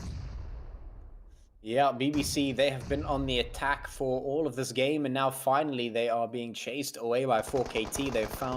They've met their match, as it were. Lord getting taken down and actually instantly thirsted as well. BBC on the run and now trying to turn around and get some damage done, but there's not much you can do at this point. They certainly have run into a bit of a brick wall in the form of 4KT, who have yet to find themselves a chicken in today's game. Certainly unexpected from them, but that has generally been the consensus for most of this game so far. We'll see. Hopefully, we'll see 4KT maybe picking something up here, because I mean, we talk about these teams and how we expect them to do really well, and then they don't, and we're like, well, what's going on? But ultimately, I mean, the big thing that we're looking for is we know that these teams can put the performance on the board. So the question is always just why. It's not necessarily if they're able to do it. It's just why aren't they doing it? It's like, are they deciding to maybe take it slow? Do they want to sort of round 2 a little bit slower so they don't waste their energy? So they reserve themselves for that final push for the finals and getting up there. That's definitely valid. That's a possibility. And maybe they're just having an off day. Whatever the case is, you always have to ask the question why, because that the possibility is there. I mean, we've seen these teams absolutely tear it up in the biggest way possible. And so when we see them getting taken out early, we're always just like, what's going on? But in any case, it at least gives a chance for other teams to step it up. And Zero Tolerance now going up against KHK there up in the northwest. We've got Rain from Hell up in the north, and a couple of teams down south. That zone has moved slightly up towards the northeast. Blue zone slowly closing in due course. 4KT regathering their forces. They've been putting up a pretty good fight so far in map number 3, but can they keep it up? That's the real question, because we don't want them to get taken out just yet. But they're up against Team Somalia, and Kingerman, he's a bit hungry for blood here, it seems. Yeah, the thing that I noticed about, a lot of these teams who are new to the Umzansi is there's a lot more confidence right now. And if you as a team, like 4KT, like G3, all the heavy hitters are just thinking, you know what, we're just going to take things easy, we're not going to be as aggressive as we are known to be. What you're doing is you're building the confidence of all these other teams, because now they'll learn how you push, they'll learn how you fight, and they'll begin to tell themselves, you know what, I can win this. Because sometimes when it comes to this battle, it's more psychological than anything. So sometimes these big teams do feed off the fear, that the other teams have for them. Sometimes I've seen situations where a team, even we saw that today, where a team knocks down G3, and they're just like, oh, you know what, it's G3, let's not push. They could score the white pass, and it's all down to fear. Meanwhile, they do have the advantage against the team. So yeah, they got to keep up that aggression, because if they allow this team to build up that confidence going into the next stage, it may just be the same thing seen, and it may be too late by then. Yeah, you're absolutely right. It could be too late by then, so we'll have to take a look and see if these teams can build up that confidence, because I 100% agree with you on that front. It definitely is. These teams have the physical capability to get things done. We have seen that. We have seen that proven in many games and many matches. It's not necessarily always about whether it's physically possible. A lot of the time, you're absolutely right. It is a mental game as much as anything else. Do these teams actually make mistakes because they're afraid, or because they've, maybe give too much respect over to some of those teams? I mean, yes, you should respect a team that is powerhousing, but I mean, ultimately, you can give over too much, and sometimes that can come back to bite you. And like you said, we have seen that happen before. So maybe it is about these teams just building up a little bit of confidence and being able to seize the situation and actually see a scenario as it is and as it presents itself. You can see that kill feed filling up with the names of victims falling left, right, and center. ATROX putting some shots in towards the rain from home. We've got 4KT up here with Beast, Zeus versus Beast up here in this particular compound with 4KT trying to maintain control of the western side of this zone. I am high getting taken out. Aimbot putting the shots in towards the Sidemen, getting taken out immediately. Solo putting the shots in towards Sincerity as well. So the fighting is happening on all fronts. And well, we can see how minuscule the zone is at the moment just from that little bit of insight into how small the zone is. Now we're in zone number 5, moving in towards zone number 6. And there are 10 teams remaining, 30 players. So we are in our top 10 teams at the moment. But the question is, which of these teams is actually going to be making it into the final few zones? At this point, it could be anything. But 4KT have been doing a pretty good job. It seems like they have turned the dial up just a little bit to find a few points here in this match. Shots from Inky in towards the team there from ATROX. And he is looking for some damage, but they are moving up in towards Rain from Hell and Matrix. Sleepy and Sad Boy here from the Sidemen have to defend the top of this mountain. Argus going around the backside. ATROX still pushing up the side of this hill. Can they mount the attack that they need to? So much damage going through. That's third-party shots coming in. That's a huge problem. They need to push over this hill as soon as possible. Otherwise, they might just get taken down from behind. Sad Boy hitting the deck as the shots come through. Argus getting instantly eliminated. But up comes ATROX, and the third parties are still flying here from Inky. He's just been throwing the bullets across the field in towards ATROX and making the life absolutely difficult. Matrix and Sleepy having to retreat away from the situation because it is such a pressure point, and the rest of ATROX have to hide behind that hill because things are not looking good. And now with the blue zone about to move in 20 seconds, they've got a huge problem on their hands. Man, Inky just being a thorn in their side right there as he does keep sending out shots from this third party position, but now it comes decide onto the guys from Fear who have pretty much been a little bit dominant today. They haven't gotten themselves, as much points as they would have hoped to. But right now, we do have 8 teams right left in this lobby, and Inky is just getting knock upon knock onto several different teams right there, just putting in the fear of God as he's just popping up shots onto several different positions and players. And you do see Outcast trying as much as possible to heal up and stay in this game, keep fear alive, but it's really tough as the blue zone is just draining down his HP. And it's a really tough position because he's got Sincerity in front of him trying to gatekeep and now getting sent out of the game. Sincerity is still with a full team with Juicy KHK and 4KT fighting it out in the zone. And yeah, we're just getting into that final circle. The guys from Mars are still in the game. And yeah, it'll be curious to see who actually finishes this one off with the chicken there. Yeah, absolutely. Juneboy getting pushed now. He finds the shots, but instantly gets taken down with 4KT on the move. Fex puts the hits in, but he gets taken down instantly. Man, look at these shots are just flying back and forth. Third parties coming in. Louis getting the damage onto 4KT, and so the Elams will go, and 4KT does get knocked out. 4 teams remaining now, and it's not an easy situation to be in at all. Rogue getting taken out of Sincerity, falling to the lead that is getting pumped out right now. Aimbot with a great nade in towards them. Juneboy getting taken down. The Beast moving up, putting the hits. KHK goes down. 3 teams remaining now. And finally, the dust settles just a little bit.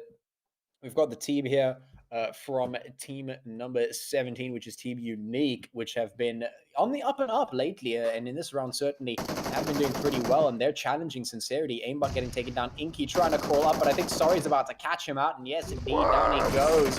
Last few players on the back line, Willie and Rogue, they're caught in the hut. That's a really bad spot to be in. The blue zone's moving up. That's not where you want to find yourself at all. And now, Sorry is just going to be able to pick that up. No problem. Eliminate Sincerity. Goodbye. 2 teams remaining. Man. It's Team Unique and what looks like Team Somalia there in the distance. I think Beast is the last player remaining at the moment. And, I mean, if we look at it, Unique, they have certainly been stepping it up just a little bit here in round number 2. Yeah, definitely stepping it up. Are we going to see a squad wipe coming in from the Beast? is the beast going to just go absolutely wild versus the team unique and get 1 or 2 knocks. We've seen it sometimes in Miramar. I feel like Miramar has had the most squad wipes in the final circle this season because we saw one of them coming down from Fex in the previous round. We've seen several of these players do it, but Beast is really low right now. He's down to pretty much 1 HP. Sorry, is pushing up onto his position right now. It does look like it's over, and that nade coming in, but it doesn't connect. Beast is still in this, but he does get taken out by Sorry, and that will be the end of the game. GG to the guys from Team Unique, finishing this one with 7 kills. Yeah, and I mean, what a way to close off our games here today for day number 2 of round 2 in season 4. It has been a little bit chaotic. We started out with some super active gameplay. Game number 2 was very crazy with lots of upsets, and map number 3 certainly quite an explosive finish there, especially for a team like Unique, who has been on the up and up lately. Good to see them improving time and time again. The real question is, when are we going to see our usual suspects picking up the pace? Because we haven't really seen it. At least Team Somalia did pick themselves up a second place finish, and Sincerity, of course, a third place finish there, picking up some points for themselves as well, which is good to see. And so definitely a day, I think, for upsets, or at least for subverted expectations, because none of the teams that we expected to be performing well are really performing super well. I mean, they're getting points, but not as much as we expect. And I think the real question has to be, do you think that we're seeing these teams take a little bit of a back seat to recuperate some energy to move into the next round? Well, I'm just super excited to see that at least 4KT put some points on the board in this particular map. But it's also good to see teams like Unique, teams like the guys in the top 3 coming in and putting in the points on the board, because what it does is it gives us a table that requires some action. And once we have people who have things to fight for, then we know that they always bring their A games when it's time to play. So, ladies and gentlemen, that has been an amazing map 3. Act Fire, Tony, what was your highlight of that particular map? For me, is when we saw, the players from Sincerity just sending out shots into the guys from ATROX, trying as much as possible to stop them from making that push. And that entirely changed the game from ATROX because at that point in time, it did look like they were going to get a squad wipe onto the team they were pushing. So that for me was the highlight because it was really funny as Inky just kept on sending on shots upon shots onto several different teams. Now looking at the leaderboard, we do have Team Unique finishing that particular one with 21 points. They got themselves 7 kills and the winner with a chicken dinner. We also have Team Somalia in second place, going in with 16 points. But this incredible story is for KC, who got taken out by KHK, but they got themselves 10 kills because they were aggressive in that particular game. There's also Sincerity, who has remained consistent, sitting down in this one in 4th place, and KHK as well coming in with 15 points. Aatrox grabbing some points for themselves again in this 3rd game with 8 points right there, and BBC getting some kills right there, sitting in 7th place as well with Solo Esports. Going on to the next page, we do have Rain from Hell coming in with 4 kills in 9th place, and Fear, who hasn't really done so well today. They're probably going to have to change some things coming into their next games, as well as Sidemen, Zero Tolerance. G3 Temper has had a really tough day. Infinity Lag Esports and the Magicians not picking much from this 3rd game. Yeah, so looking at that, ladies and gentlemen, as you can see, the action is on, and it is June Boy taking the MVP from KHK Esports Africa with 5 kills, 1,117 damage, and a survival time of 22 minutes and 48 seconds. Ladies and gentlemen, it is about that time for us to take a look at how the matches of today have affected the overall leaderboard. So, ladies and gentlemen, it is of course, as we see, Team Unique stepping up at the top with 67 points. Listen, Apache, you're much better at describing what this table is. Could you talk us through what we're looking at with this new leaderboard? Yeah, so I think the most impressive thing that we're seeing at the moment is Team Unique making sure that they are sitting with top position at the moment, sitting in pole position #1. And I mean, that's definitely owing to them being on the rise and they're consistently performing at least pretty well. KHK has been doing the same thing. They've actually performed quite consistently today as well, and they've maintained a top 3 position, which is great. We are seeing Zero Tolerance and Influence Rage up here in page #1 with some pretty good points. And if I remember correctly, this is actually very, very similar to the beginning of this season. This is how the leaderboard looked right in the beginning of season 4 when we started round #1. So this is actually a little bit of a throwback to that. And I think that we have a lot of play room still left to go, because as of course you can see here on the second page, we've got the likes of Sincerity, G3, Affiliate Apex, 4KT, Rilla Insiders. And if you remember, round 1 was like dominated by 4KT and Rilla Insiders. Especially towards the end, it was a pretty big tussle. G3 was also up there with them as well, playing for that first spot. Team Somalia was doing really, really well as well. So interesting to see that they're not on page 1 yet, but I think that's exactly how it was in the beginning of this season. So at least that's a lot of encouragement for the fans who are waiting for the likes of G3 and 4KT to step it up and make some moves in on that leaderboard. We'll just have to wait and see. We still got some games coming up tomorrow, and there are plenty of weeks left in this round to make things happen. Of course, the likes of C Esports and Solo Esports and 7AOK, BBC, Natural Killers are all here, and they do have some points, but certainly not as much as we would like to come out of them. So there's a lot of work for these teams to still do in this round. There's a lot to be done, but at least we know that they're capable of doing it. And ultimately, I think the teams that we expect to make it up into the next round will certainly do so. They just have to get through. They have to go through the motions. They've got to make sure that it happens. So let's take a quick peek at our kill leaders for round #2, which of course are going to come out of the likes of Influence Rager with Silly, 15 kills, 20 minutes average survival time, 2,152 points of damage. So we are already doing quite a bit of damage here, and it's only the second day of the second round here. So I mean, these guys are already pumping out those numbers.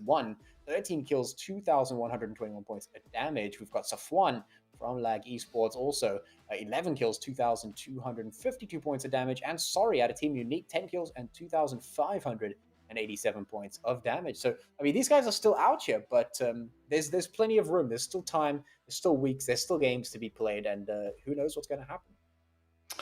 Ladies and gentlemen, you have heard it. There is still time. There are still games to be played. There are still lots of winning winner chicken dinner to be collected, lots of chicken parts, and lots of people to be doing things that are going to be amazing. I just want to say big thank you to Tony and Patchy. They've been amazing today and have casted some amazing plays in this particular game today. This is still the Umzansi Esports League Season 4, brought to you by Northern Gaming Africa. My name is Dr. Sid, and I want to say good night, and I will see you tomorrow for some more action.